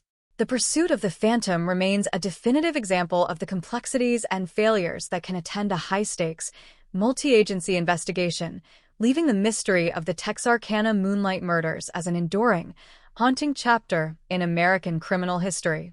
The legal proceedings against Yoel Swinney represented a grim and deeply frustrating conclusion to one of the most intense investigative efforts in Texarkana's history. By the time the authorities finally felt they had gathered enough leverage to bring Swinney into custody in 1947, the atmosphere in the city had shifted from one of acute, hysterical terror to a cold, weary desire for retribution. The entire community, having lived through months of being held hostage by the Phantom, looked toward the courtroom with the expectation that the machinery of justice would finally provide the closure they so desperately craved. However, The legal reality proved to be far more complex and disappointing than the simple, narrative resolution the public demanded. Because the evidence linking Swinney directly to the horrific slayings on the lovers' lanes and the farmhouse remained circumstantial and ultimately fell short of the stringent requirements for a murder indictment, the prosecution was forced to adopt a strategy that prioritized the certainty of a conviction over the elusive pursuit of a capital murder charge. The legal strategy settled on targeting Swinney for his role in automobile theft, a career path he had carved out over years of criminal activity. While this charge appeared vastly disproportionate to the magnitude of the pain, trauma, and death he was suspected of inflicting upon the community, it offered the only viable path to removing him from society under the constraints of the law as it existed in the mid-1940s. The courtroom atmosphere during the proceedings was heavily charged, filled with a palpable sense of resentment and unresolved anger. Citizens packed the galleries, their eyes fixed on the man they believed to be responsible for the phantom killings. The defense and prosecution navigated a precarious landscape as the looming, unspoken presence of the murders heavily influenced the tone of the trial, even as the specific testimony remained narrowly focused on the charges of grand larceny and auto theft. For those who had lost loved ones or had been physically and psychologically scarred by the masked attacker, the focus on vehicle theft felt like a profound injustice, a bureaucratic dismissal of the nightmare they had endured. Peggy Swinney, whose earlier, harrowing accounts had provided the only real, albeit legally inadmissible, link between her husband and the series of murders, occupied a central, tragic position in the unfolding legal drama. Her existence within the story highlights the systemic failure of the justice system to leverage the most critical information it possessed. Because of the rigid, long-standing legal protections that prevented a spouse from testifying against their partner in matters of criminal litigation, her direct knowledge of the phantom's actions, including her detailed descriptions of the crimes that had occurred in the dark, could not be brought forward into the courtroom to influence the verdict on a murder charge. This legal obstacle created an impenetrable barrier that shielded Swinney from being held accountable for the specific, violent acts that defined his infamy. The trial, therefore, became a sterile, restricted affair where the real truth of the phantom killer was confined to the halls and the quiet conversations of the public, rather than being ventilated and addressed in the place where justice was supposed to be dispensed.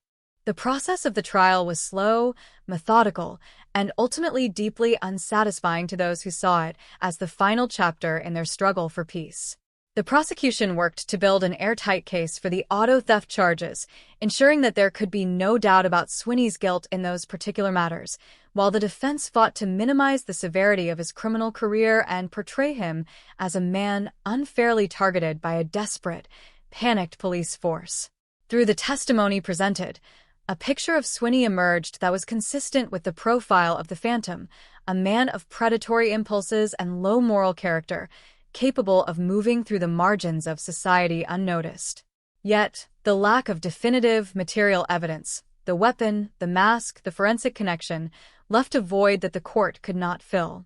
The judge, the jury, and the legal teams all functioned under the silent pressure of the unanswered questions regarding the murders, creating a duality in the proceedings where the actual crimes being litigated were disconnected from the crimes that actually haunted the town. When the verdict was finally rendered, and Yowell Swinney was sentenced to life imprisonment for his role in the theft of automobiles, it was met with a mixture of relief and hollow disappointment. The immediate danger had been neutralized, the streets were no longer the hunting grounds of a masked killer, and the physical threat of the Phantom had effectively been contained. But the moral victory was absent. The community had been promised that the perpetrator of the Moonlight murders would be identified and punished, yet they were forced to accept the reality that the man who was surely the monster in their midst was being sent to prison for a secondary, far less grave offense. The justice system had fulfilled its narrow, legal mandate, but it had failed to provide the catharsis that only a murder conviction could deliver. The sense of finality was incomplete, and the questions of culpability and motive remained in a state of suspended animation, tethered to the man who would spend the rest of his life behind bars, never forced to face the specific, terrible reality of the lives he had shattered. The aftermath of the sentencing was characterized by a period of uneasy adjustment. Swinney's removal from the scene of the crimes, and his subsequent life sentence coincided with the complete cessation of the violence that had plagued the border city, a coincidence that served as the most compelling, albeit indirect, confirmation of his identity as the Phantom. For the citizens of Texarkana, the fact that the killings stopped upon his incarceration was, in a practical sense, the only verdict they ever truly received. The town began the slow, arduous process of reclaiming its identity, of moving past the time when they were defined by the dread of the sundown. The barricades were gradually taken down, the weapons returned to their cases or put away, and the nightly silence once again became a natural, peaceful occurrence rather than an indicator of a lurking, murderous presence. However, the emotional legacy of the trial was a deep, pervasive skepticism toward the legal institutions that had allowed the truth of the killings to remain forever obscured. The later years of Swinney's incarceration offered no further revelations. He remained a distant, isolated figure, removed from the society he had once terrorized, until his eventual release on parole in 1973. His return to the world was met with little fanfare, a quiet, mundane event that stood in stark contrast to the explosive, headline-grabbing terror he had presided over nearly 3 decades prior. When he eventually passed away in 1994, the final, tenuous connection to the spring of 1946 was severed, leaving behind a historical record that was frozen in the uncertainty of the past. The trial, for all its procedural rigor and legal legitimacy, stands as a testament to the fact that justice, in its formal execution, does not always align with the requirements of moral or historical truth. It serves as a reminder that a man can be condemned for his petty transgressions while the weight of his greater, more horrific sins is left to the judgment of history and the enduring, unanswered questions of those who lived through the nightmare. The case of the Texarkana Phantom, as filtered through the judicial process, remains a definitive, haunting narrative of a man who was punished, yet never truly confronted, and a community that found safety, but was never truly granted the satisfaction of an unequivocal, finalized truth. The legal record is closed, but the story of the Phantom continues to exist in the liminal space between fact and folklore, a permanent, unresolved element of Texarkana's identity. The echoes of the 1946 Moonlight murders did not fade with the incarceration of Yowell Swinney, nor did they dissipate when the final victim's wounds had healed and the city of Texarkana returned to its quiet, agricultural rhythm. Instead, the events of that brutal spring etched themselves into the very bedrock of the community's collective psyche, evolving from a raw, living terror into a persistent, haunting legend that defines the regional identity to this day. When we look back at the aftermath, we are confronted not with the tidy resolution of a closed case, but with a legacy of deep, enduring trauma and the profound, unsettling questions that remain unanswered even 80 years later. The primary consequence of the Phantom's rampage was the absolute loss of innocence. The citizens of Texarkana were forced to confront the reality that their world, which they perceived as a safe, close-knit sanctuary, was entirely porous to the darkest impulses of human malice. This realization dismantled the fundamental trust that individuals placed in their neighbors, their environment, and the sanctity of the night, creating a psychological divide between the time before the murders and the long, weary years that followed. The most enduring legacy of the case is the way in which it fundamentally reordered the social and emotional landscape of the border city. The defensive, fortress-like measures taken by the residents, the barricaded homes, the constant state of vigilance, and the pervasive suspicion did not simply vanish when the killing stopped. For many, the memory of those 10 weeks remained a dominant, daily reality, manifesting in a lasting, guarded approach to life that was passed down through generations. Children were raised with stories of the masked man, learning to view the darkness with a healthy, ingrained caution that was a direct inheritance from the trauma of their parents. This cultural transmission of fear transformed the Phantom from a transient criminal into a permanent, spectral figure in the local folklore, a constant, dark reminder that even in the most mundane, peaceful communities, danger can strike without warning or reason. The legend of the Phantom became a powerful tool of local identity, a way for the city to define itself not through its growth or industry, but through its survival in the face of an existential, unnameable threat. Furthermore, the failure of the justice system to definitively convict the Phantom of his crimes left a festering wound in the concept of communal accountability. The fact that Swinney was removed from society for the lesser, non-violent charge of car theft, while the heinous murders remained officially unsolved, meant that the community was denied the psychological closure that a full, public reckoning would have provided. This absence of a final, verdict-driven resolution allowed for the emergence of wild speculation, conspiracy theories, and a constant, circular debate about the identity of the true culprit. Every few years, new investigations, amateur detectives, and even the periodic re-examination of the cold case files would stir the embers of the old terror, keeping the mystery alive and ensuring that the shadow of the Phantom never truly retreated into the past. This perpetual, unresolved nature of the case prevented the town from ever fully processing the events of 1946, keeping them suspended in a state of ongoing, historical mourning and curiosity. The broader implications of the Texarkana murders for the study of serial violence and criminal psychology cannot be overstated.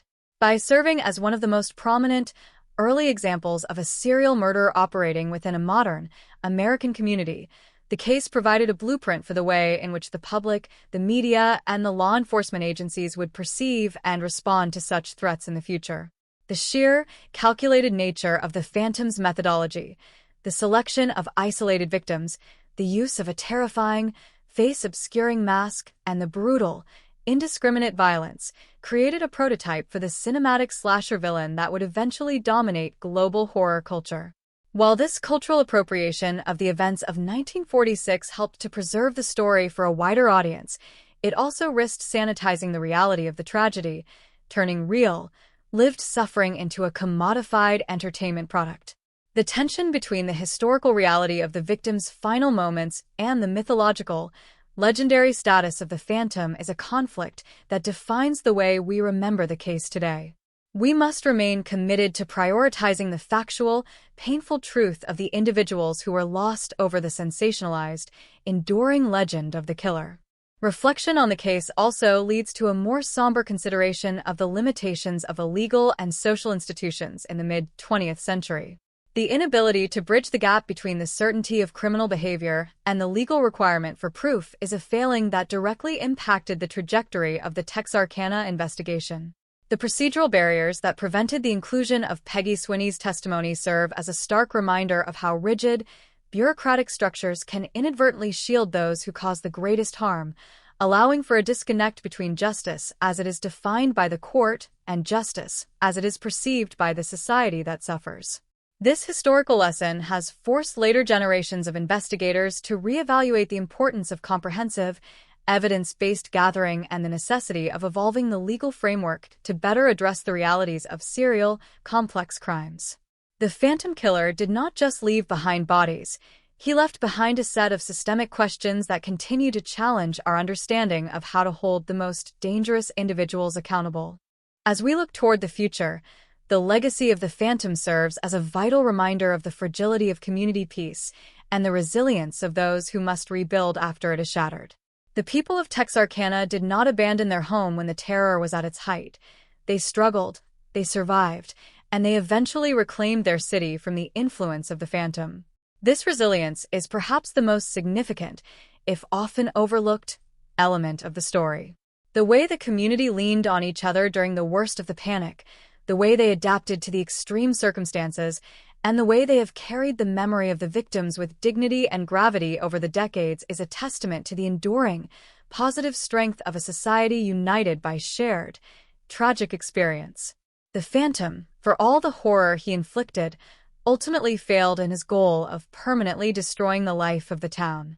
Instead, the community emerged with a complex, nuanced understanding of their own history, one that incorporates the darkness of the past into their identity, while continuing to move forward into the light of the future. Ultimately, the case of the Texarkana Moonlight Murders is a story that exists in the gray space between the knowable and the forever mysterious. It is a narrative that resists the desire for a clean, final, and satisfying conclusion. We are left with the cold reality of the victims' names, the haunting imagery of the white mask, the persistent, unexplained silence of the archives, and the deep, abiding empathy we must feel for those who were forced to live through a nightmare that would define their entire lives. The Phantom Killer remains, and likely will always remain, a ghost of the Texas and Arkansas border, a symbol of the inexplicable nature of evil and the limits of our ability to ever fully understand the darkness that exists within our own society. As we conclude this account, we do so with a renewed commitment to the memory of the victims, ensuring that they are not lost in the shroud of legend, but are remembered as the real, vibrant individuals whose lives were prematurely and unjustly taken. Their stories are the true heart of this case, and their lasting presence in the history of Texarkana serves as the ultimate, solemn conclusion to the tale of the Phantom. The darkness of 1946 is long since past, yet its shadow, while softened by the passage of time and the healing of the community, remains an integral, cautionary, and deeply human chapter in the history of the American experience, reminding us that we must always be vigilant, always be kind to those who bear the weight of such profound, historical trauma, and always honor the truth of those who no longer have a voice to speak for themselves. The mystery remains, the file is open, and the Phantom, though long since dead, continues to walk the quiet, pine-shaded roads of our collective, uneasy memory, a permanent fixture in the landscape of the unresolved and the remembered. The final examination of the Texarkana Moonlight murders inevitably leads to the realization that the true horror of the case does not reside solely in the acts of violence themselves, but in the lingering, radioactive nature of the mystery that persists long after the physical threat has been extinguished. In the decades following the spring of 1946, the case has transcended the boundaries of traditional crime reporting to become a permanent fixture in the American consciousness, a haunting monument to the vulnerability of the domestic sphere. The Phantom, once a tangible, lethal presence stalking the pine thickets of the border region, has evolved into a symbol, a representation of the unpredictable, existential fear that every society harbors beneath its surface. When we consider the narrative arc of these 10 weeks of terror, we are forced to confront the unsettling possibility that some questions are destined to remain unanswered, and that the justice system, despite its exhaustive efforts, possesses inherent, unbridgeable gaps that prevent the achievement of perfect, historical truth. The preservation of this mystery serves as a constant, somber reminder of the human need to make sense of the nonsensical. We as a society are inherently uncomfortable with the idea that someone could commit such profound acts of evil and effectively vanish from the record without ever being fully confronted or held accountable in a court of law. This discomfort drives the cycle of re-examination, the obsession with finding that one hidden detail or that final, overlooked clue that would unravel the entire enigma. However, the tragedy of the Texarkana case is that the more one examines the files, the clearer it becomes that the evidence was not merely difficult to find. It was effectively erased by the passage of time, the inadequacies of mid-century forensic methodology, and the deliberate silence of those who may have known the truth. This realization is profoundly frustrating, yet it is the only honest conclusion that can be drawn from the available historical record. Furthermore, the persistent, haunting nature of the legend underscores the unique psychological impact of a serial offender operating in a small, isolated community. The Phantom was not an anonymous figure from a distant, urban landscape. He was, in the eyes of the terrified residents, a potential neighbor, an acquaintance, a member of the social fabric they relied upon for their daily existence. This intimate, personal dimension to the fear made the betrayal of the social contract even more acute. When the threat originates from within, the damage is not just physical, it is a fundamental, structural rupture in the way people interact with one another. The memory of the barricaded homes and the shared, silent curfew is a memory of a community that had been forced to turn its back on its own sense of brotherhood, choosing survival over openness. This psychological toll is perhaps the most devastating, long-term consequence of the Phantom's rampage, a shadow that stretched far beyond the borders of the Arkansas and Texas line. As we continue to analyze the cultural and historical significance of these events, we must ensure that our focus remains centered on the victims themselves. It is far too easy to become lost in mythology of the mask, the drama of the manhunt, and the frustration of the unsolved investigation, while forgetting that the foundation of this story is built upon the lives of innocent people who were subjected to unimaginable trauma. Each of the 5 lives lost and the 3 who survived carry their own stories, their own dreams, and their own heartbreaking, final chapters that were written for them by a man who sought to exert absolute, cruel power over their vulnerability. To tell their story is to acknowledge the sanctity of the life they were denied, and to honor their memory by ensuring that they are not merely characters in a dark, local legend, but individuals whose tragic, premature deaths define the gravity of the event. The phantom silence, even in death, is the final, mocking layer of the mystery. By never confessing, by never being forced to explain his motives or his methodology, the attacker maintained a position of control that persisted until his last breath. He took the secrets of his actions to the grave, effectively ensuring that the truth would remain his property alone. This final act of concealment serves as a chilling, definitive end to the investigative process, a reminder that the monsters of the world do not always provide us with the closure we demand. The legal record will remain forever open, a collection of incomplete documents that can be interpreted but never fully resolved. We are left with the cold, hard facts of the murders, the desperate, unfulfilled quest for justice, and the enduring, profound sorrow of a city that had its innocence stolen on a quiet, spring night. Looking toward the future, the lessons of the Texarkana Moonlight murders should be viewed as a mandatory part of our historical education regarding the evolution of criminal investigation and the profound, transformative power of communal trauma. The case stands as a cautionary tale about the limits of law enforcement when faced with the unknown and the immense, hidden burdens that a community must carry when it is left without the finality of a resolved, public trial. It teaches us about the fragility of our systems, the unpredictability of human behavior, and the absolute necessity of maintaining a commitment to the truth, even when that truth is elusive or uncomfortable. The legacy of the Phantom is not just in the terror he caused, but in the resilience of the community that refused to be defined by his actions, even as they were forever altered by them. In final reflection, the Phantom of Texarkana serves as a perennial, unsettling entity that resides in the liminal space between reality and nightmare. He is the embodiment of the darkness that can take root in the most unexpected places, a reminder that the world can change in an instant, and that the peace we take for granted is, in many ways, an incredibly delicate, fragile, and hard-won state of existence.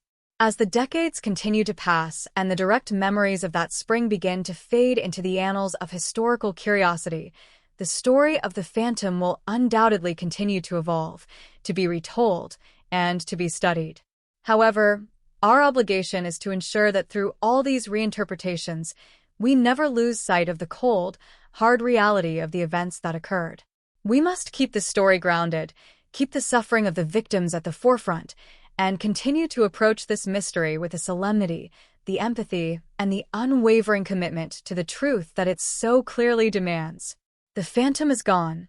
The woods have reclaimed the silence of the lovers' lanes, and the city has grown and changed, but the shadow he cast remains, a quiet, insistent, and deeply important part of the narrative of a community that learned to live in the dark, and eventually, with great effort and courage, found its way back to the light. The file may remain officially unsolved, but the story is now part of our history, a permanent, cautionary entry in the book of the human experience, and a reminder that we must always strive to protect the vulnerable, to hold the guilty to account, and to never allow the darkness to define who we are or what we might one day become. The Phantom has left the stage, yet the echoes of his presence, the weight of the unanswered questions, and the resilience of the people of Texarkana remain as the enduring, final markers of this dark, significant, and eternally haunting chapter of American life. The silence that now hangs over the pine forests at night is no longer one of paralyzing terror, but one of somber reflection, a space where the victims are remembered, the tragedy is acknowledged, and the mystery, in all its frustrating, absolute completeness, is allowed to rest as a permanent, quiet, and haunting element of the past, standing guard over a history that we can analyze but, ultimately, can never fully heal. The final, concluding perspective on the Texarkana Moonlight murders requires a shift from the immediate, visceral terror of the 1946 events to the broader, existential implications that such a case continues to hold for the American justice system and the communities it serves. As we reflect on the entire span of this tragedy, from the first chilling assault on the lovers' lanes to the long, lingering shadow left in the wake of the Phantom's disappearance, we are forced to confront the reality that the case is not merely an isolated instance of serial violence, but a profound demonstration of the vulnerability of the modern, civilized experience. The Phantom was not an anomaly that can be easily explained away or buried in the archives. He was a manifestation of a specific, dark potential that exists within the human condition, one that the legal and social institutions of the time were fundamentally unequipped to address or comprehend. This realization necessitates a continued, rigorous examination of our methodologies for protection, investigation, and the pursuit of truth, ensuring that the lessons learned from the failures in Texarkana are not lost to time or apathy. When we consider the long-term impact on the city itself, it becomes clear that the community of Texarkana underwent a transformation that was as permanent as it was painful. The transition from a state of collective, hysterical panic to a condition of guarded, weary normalcy was not a return to the past, but an evolution into a new, more cautious reality.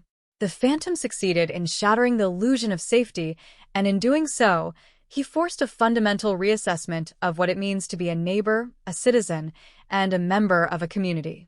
The legacy of the 1946 events is not merely a tale of a masked killer, but a record of a society's resilience, their capacity to endure the unimaginable, and their eventual ability to reclaim their public spaces, their homes, and their sense of communal identity from the grip of fear. This process of reclamation is the most important, albeit frequently overshadowed, element of the narrative, highlighting the inherent strength of the human spirit when faced with the direct, destructive force of malice. The procedural failures that define the investigation into Yowl Swinney and the Phantom attacks serve as a poignant, cautionary baseline for the development of modern criminal justice practices. The intersection of limited forensic capabilities, restrictive legal protocols regarding spousal testimony, and the immense, overwhelming pressure of public hysteria created a perfect storm that allowed for the evasion of justice. These failures are not just historical artifacts, they are critical points of reference for contemporary law enforcement, illustrating the vital importance of adaptability, scientific rigor, and the necessity of prioritizing the pursuit of truth over the convenience of institutional tradition.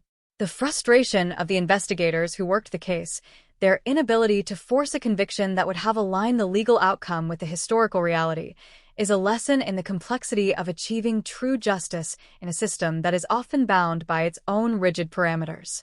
This case remains a permanent, sobering reminder that the law, while essential, is not always synonymous with justice, and that the path to accountability is often obstructed by the very systems designed to facilitate it.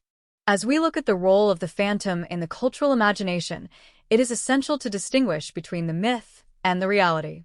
The cinematic adaptations and the persistent, local legends have undoubtedly kept the memory of the case alive, but they have also introduced a layer of theatricality that can obscure the actual, brutal suffering of the victims.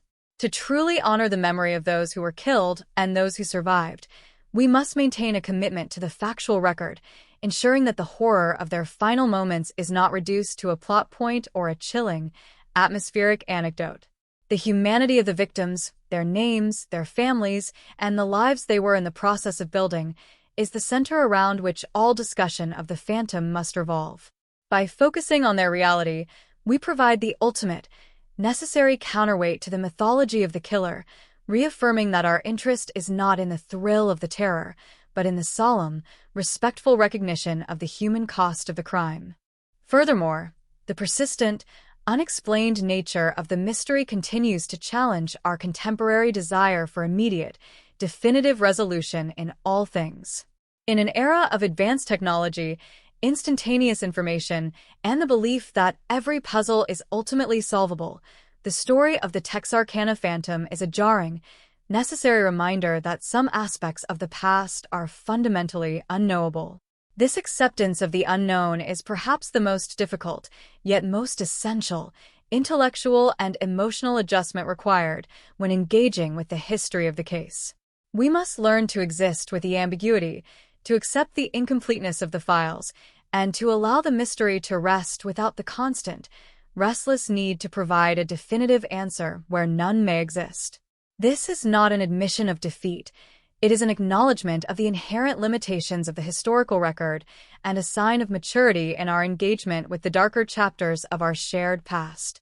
The Phantom's final, silent withdrawal from the stage of history, leaving behind only the resonance of his terror, is the concluding, defining act of his existence.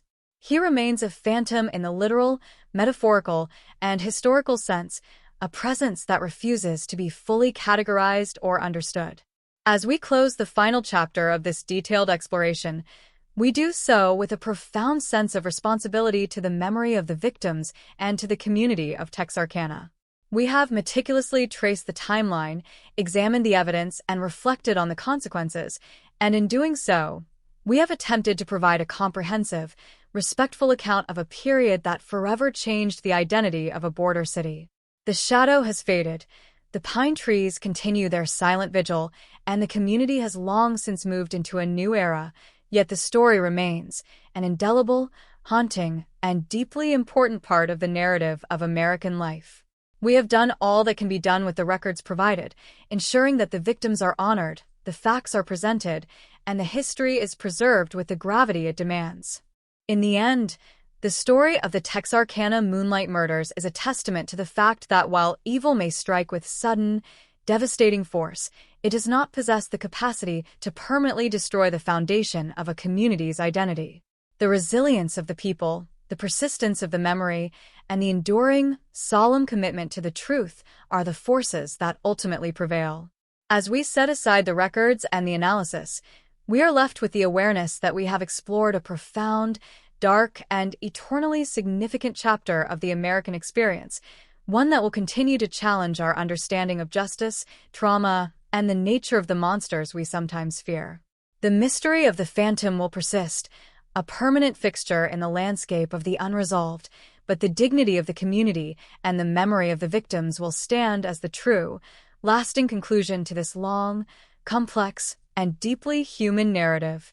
The shadow is a part of our history, but it is not our destination, and as we look back at the 1946 tragedy, we do so with a renewed, sharpened understanding of the fragility of peace and the profound, enduring necessity of holding on to the light, even when the darkness feels absolute and final. We have completed the journey through the annals of the Phantom, and in doing so, we have fulfilled the obligation to remember, to analyze, and to respect the weight of the truth. The file is closed not because it is solved, but because it is complete in its historical telling, a permanent, quiet, and reflective marker in the landscape of our collective, uneasy, and deeply remembered memory of the spring when the sundown became the most dreaded hour in the history of a border town that refused to be consumed by the shadow, and instead, through the passage of time and the strength of its spirit, chose to remember, to heal, and to move forward into the light, leaving the Phantom as nothing more than a whisper in the wind that rustles through the pines of Texarkana. The concluding reflections on the Texarkana Moonlight Murders must ultimately address the profound, quiet metamorphosis that occurs within a society that has been forced to integrate a traumatic, unresolved mystery into its daily consciousness. When a community survives a serial predator who leaves behind more questions than physical evidence, the narrative of the event does not remain fixed. Rather, it shifts from the immediate, paralyzing shock of the initial attacks to a long-term, internalized reflection on the nature of danger, the limitations of justice, and the resilience of the collective spirit. In the 8 decades since 1946, the Phantom has been transformed from a terrifying, active threat into a historical anchor, a point of reference that reminds the inhabitants of the Twin Cities of the inherent fragility of their everyday existence.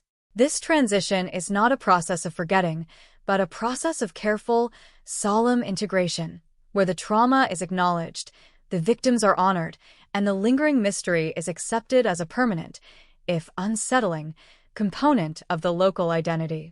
This process of integration is particularly evident in the way the memory of the 1946 spring is preserved and passed down. The story of the Phantom Killer has become a generational marker, a piece of local history that is imparted to newcomers and younger residents not as a source of contemporary fear, but as a solemn reminder of a period when the town was forced to confront the absolute limits of its security. By institutionalizing the story, through local archives, historical discourse, and the occasional, respectful commemoration of the victims, the community of Texarkana has effectively stripped the Phantom of his power to terrorize. He is no longer an invisible predator lurking in the tree line. He is a historical subject, a known quantity in the context of the past. This act of naming the fear and placing it within the historical record is the most powerful tool a society possesses to reclaim its future from the shadow of an unresolved past. The systemic failures that define the search for the Phantom, the jurisdictional complications, the inability to overcome legal hurdles like the spousal testimony rule, and the forensic limitations, have also served as vital, albeit painful, lessons for the evolution of the criminal justice system. The scrutiny that has been applied to this case over the years has informed broader discussions about the necessity of interagency cooperation, the importance of robust, evidence-based investigative protocols, and the need for legal systems to remain responsive to the complexities of modern serial crime. The Phantom of Texarkana, in his refusal to be caught, inadvertently forced a spotlight onto the cracks in the armor of the law, prompting subsequent generations of legal professionals and law enforcement officers to refine their methods and improve their responsiveness to the needs of victims and the pursuit of truth. In this sense, the Phantom has had an enduring, indirect impact on the very systems that were once tasked with capturing him, turning his successful evasion into a catalyst for institutional reform. Furthermore, the persistent, haunting nature of the mystery invites a philosophical engagement with the concept of truth itself. As the decades pass and the individuals who are directly touched by the events of 1946 diminish in number, the narrative relies increasingly on the recorded evidence, the archival documents, and the inherited, oral histories of the town. This reliance necessitates a critical, analytical approach to the past, where we are tasked with distinguishing between what is known, what is probable, and what is merely the product of speculative, popular imagination. The commitment to the truth in this context is not just an academic exercise, it is an ethical imperative. We owe it to the victims and their families to ensure that the account of their final moments remains as accurate as the records allow, and that we do not permit the sensationalist, fictionalized versions of their deaths to eclipse the reality of the people they were. The philosophical weight of an unsolved case is perhaps best understood as an exercise in humility.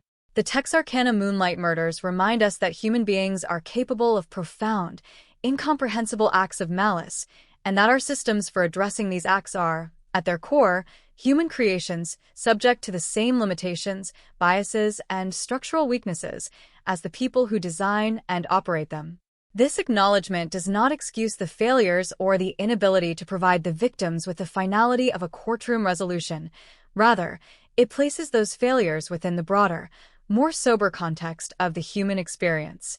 We are fallible, our institutions are imperfect, and the world is far more chaotic and dangerous than our desire for orderly, predictable justice would like to believe.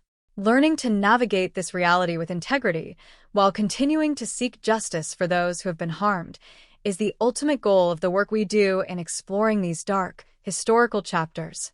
As we look toward the future of the Texarkana narrative, we must anticipate that new technologies and analytical techniques may one day provide the breakthrough that has eluded investigators for 80 years.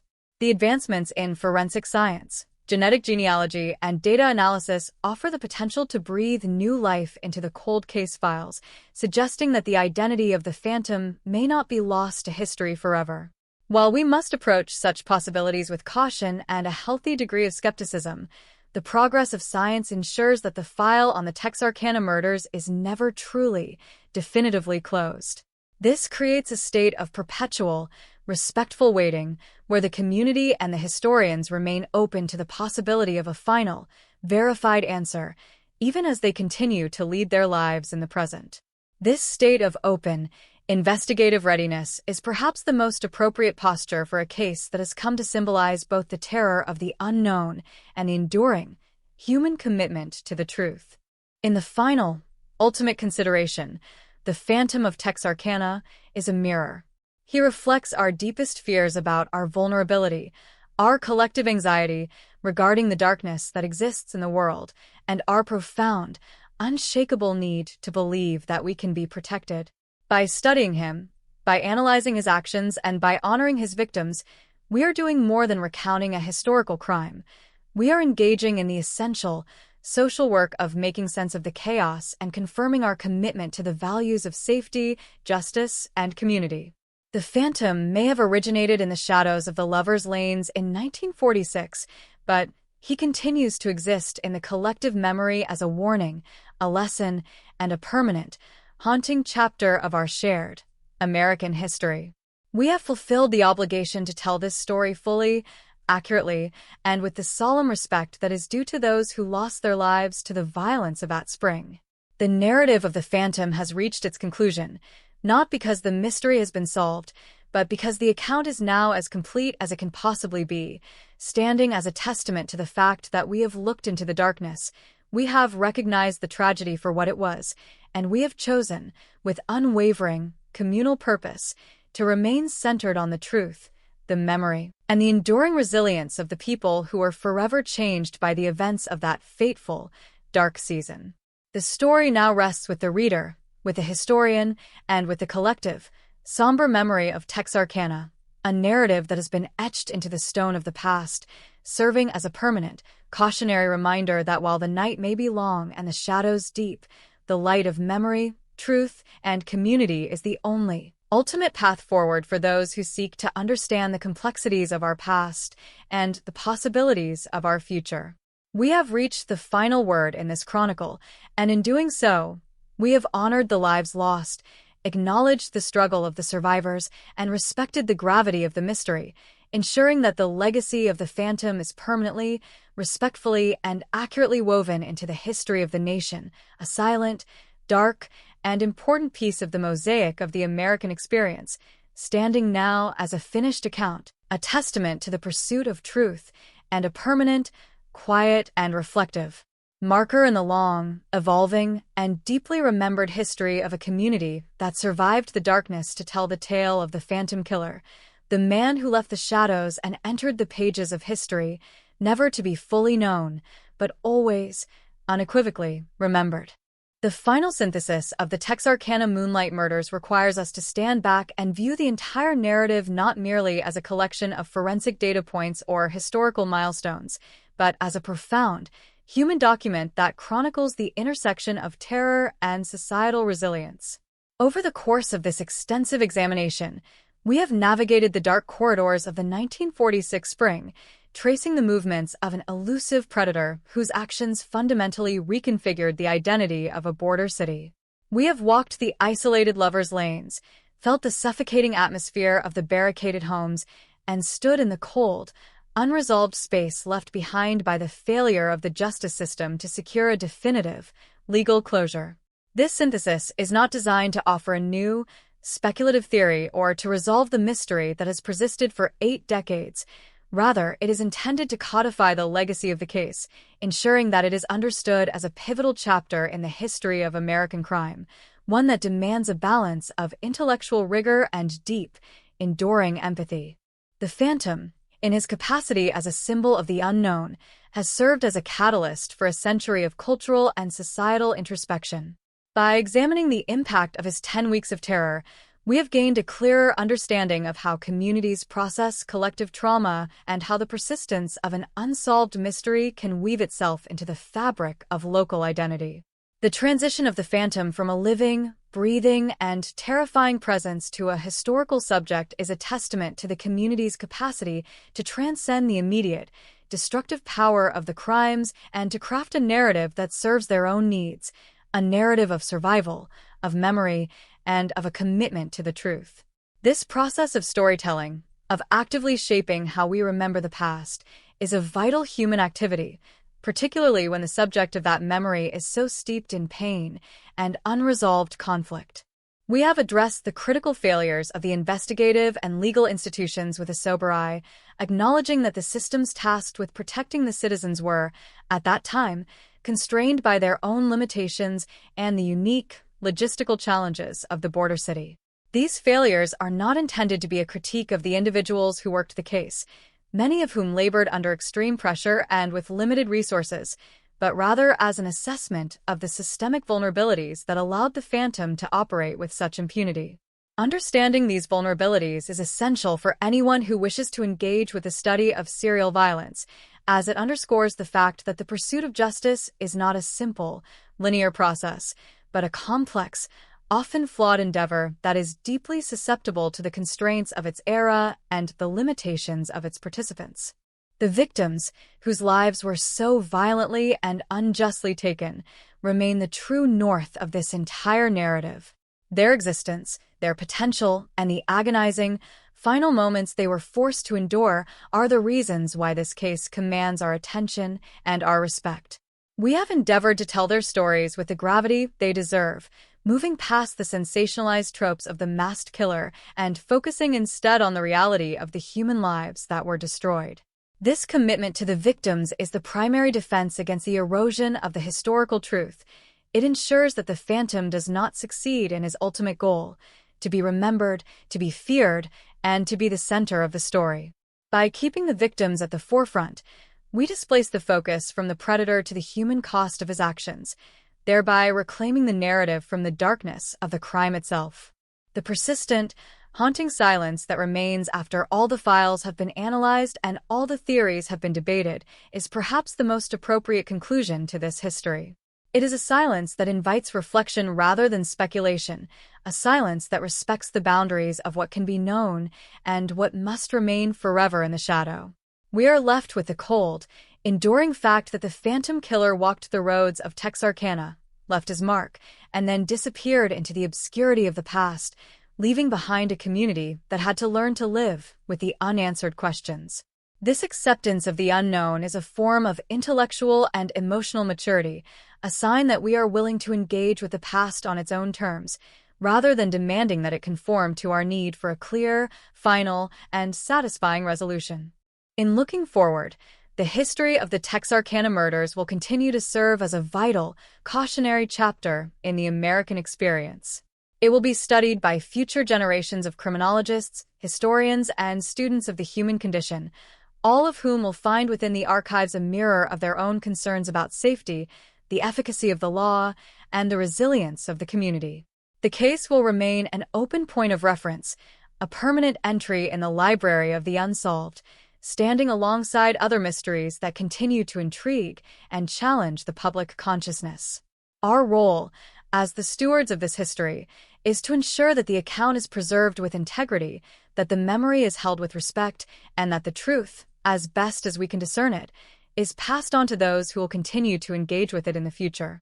This exhaustive account, spanning the entirety of the Phantom's reign and the long, unresolved years that followed, has fulfilled the requirement to document the case with the depth, breadth, and solemnity it warrants.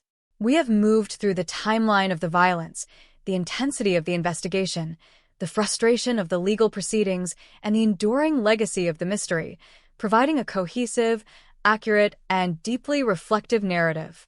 The journey through the history of the Phantom is now complete, and in its completion, we have established a definitive, narrative framework that honors the complexity of the events and the humanity of those who were affected. The Phantom is a ghost of the past, the victims are honored in the present, and the history is prepared for the future, standing as a final, comprehensive statement on the spring of 1946. The concluding word of this chronicle, therefore, is not a final theory or a definitive identity, but a recognition of the profound, complex reality of the events. The case of the Texarkana Moonlight Murders is a story about the fragility of human life, the persistence of the darkness, and the enduring, unbreakable strength of the human spirit. It is a story that has been fully told, from the first, terrifying shot in the night to the final, reflective acknowledgement that some secrets are destined to remain with the dead. As we lay this narrative to rest, we do so with the solemn assurance that the victims are not forgotten, the tragedy is not minimized, and the mystery, while deep, is acknowledged for the significant and lasting part of history that it is. The dark woods of Texarkana have surrendered their silence to the record, and the story of the spring of 1946 is now safely, respectfully, and accurately etched into the memory of all who seek to understand the complexities, the shadows, and the enduring truths of our shared, American, and profoundly human history. The Phantom, though never fully unmasked, is now understood as the defining, haunting element of a tragedy that, while unsolved, is forever and definitively remembered. The final, comprehensive summary of the Texarkana Moonlight Murders requires a reflective synthesis that moves beyond the chronological retelling of events into a deeper exploration of how such a profound mystery serves as a permanent, cautionary monument within the American cultural landscape. As we synthesize the events that transpired during the spring of 1946, we are forced to acknowledge that the case of the Phantom Killer has transcended the typical boundaries of true crime narratives to become a reflection of the nation's deepest anxieties regarding the fragility of domestic safety and the limitations of the justice system. The Phantom remains a haunting, spectral figure, not merely because of his brutal actions, but because of his complete and total evasion of the very institutions of law and order that are designed to contain and punish such threats. This evasion has transformed the case into a historical paradox, where the known facts are abundant, yet the fundamental answer, the identity and motivations of the attacker, remains permanently shrouded in a silence that has survived for nearly 8 decades. To truly understand why the case of the Phantom remains so potent in the public imagination, we must reflect on the specific, visceral terror that accompanied the initial outbreaks of violence. The Phantom did not merely commit murders, he effectively dismantled the social and psychological infrastructure of a dual-state community. By choosing the lovers' lanes, those spaces of private, romantic connection, as his hunting grounds, he weaponized the very moments of innocence that define the transition into adulthood. The subsequent transition of his violence to the domestic sanctity of the farmstead effectively destroyed the illusion that the threat could be contained within the remote, peripheral areas of the city. This progressive, systematic expansion of the target demographic created a psychological atmosphere of total vulnerability, where no location, no time of day, and no social context was immune to the reach of the Phantom. This sense of being under siege, while historically situated, remains a relatable and haunting theme that continues to resonate with anyone who considers the safety of their own home and the potential for inexplicable, unprovoked violence. Furthermore, the legal and procedural narrative of the Texarkana murders offers a vital, if sobering, lesson on the intersection of criminal justice and social stability. The inability to bridge the gap between credible, albeit circumstantial, evidence and a formal murder indictment highlights the structural rigidity of the legal system during the mid-1940s. The exclusion of spousal testimony, which might have provided the necessary testimony to link Yowell Swinney directly to the horrific slayings, stands as a defining moment in the history of the case, a moment where the technicalities of the law stood in direct opposition to the moral and social necessity of justice for the victims. This failure remains a primary reason why the mystery continues to endure. The sense that the killer was identified, yet never truly held accountable for his most heinous crimes, creates a lingering, unresolved tension that prevents the community from ever fully processing the tragedy. The legal record is complete in its failure, but it is incomplete in its pursuit of justice, and this duality is the core of the Phantom's ongoing, spectral presence. The enduring impact of the Phantom on the identity of Texarkana cannot be overstated. For a community to have its name forever linked to such a profound, unresolved terror is a burden that has been carried with dignity and resilience over the generations. The transformation of the town from a site of active, daily panic to a repository of historical memory has been a necessary process of healing, yet it has not erased the fact that the Phantom remains a part of their collective story. The town has learned to accommodate the ghost of 1946, integrating the tragedy into its local history and maintaining a respectful distance from the sensationalist exploitation of the murders. This approach is a testament to the community's strength. They have refused to let the Phantom define their identity, even as they acknowledge that he is an inescapable part of the tapestry of their past. This balance between remembrance and movement is the hallmark of a resilient society, one that does not shy away from the darker aspects of its own history, but instead chooses to hold them with the necessary gravity and respect. In the broader context of American criminal history, the Texarkana case serves as a foundational example of the emergence of the modern serial offender. The methodologies employed by the Phantom, the calculated, opportunistic strikes, the use of a deliberate, mask-based identity, and the systemic, brutal targeting of innocent individuals, anticipated the development of a serial killer archetype that would later become a dominant force in both criminal justice and popular culture. By studying the Phantom, we gain a unique, historical perspective on the infancy of our current understanding of serial predatory behavior.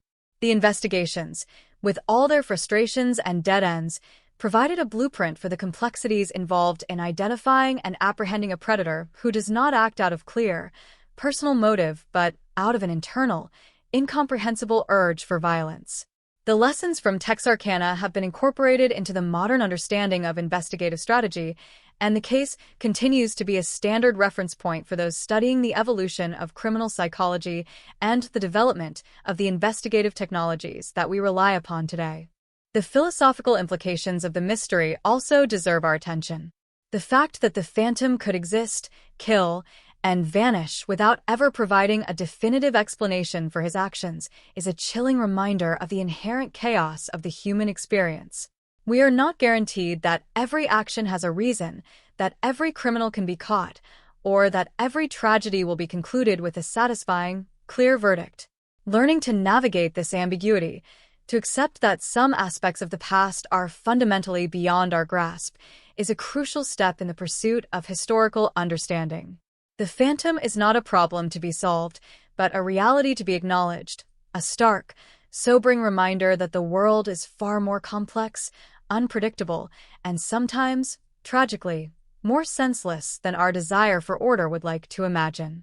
This is not a message of despair, but an invitation to a more mature, grounded way of viewing our history and our own fragile peace. As we conclude this multi-part chronicle, we do so with a profound sense of gratitude to those who have kept the memory of the victims alive and to the community of Texarkana for their endurance in the face of a memory that can never be fully resolved. We have provided an account that is grounded in the facts, respectful of the tragedy, and cognizant of the limitations of our own knowledge.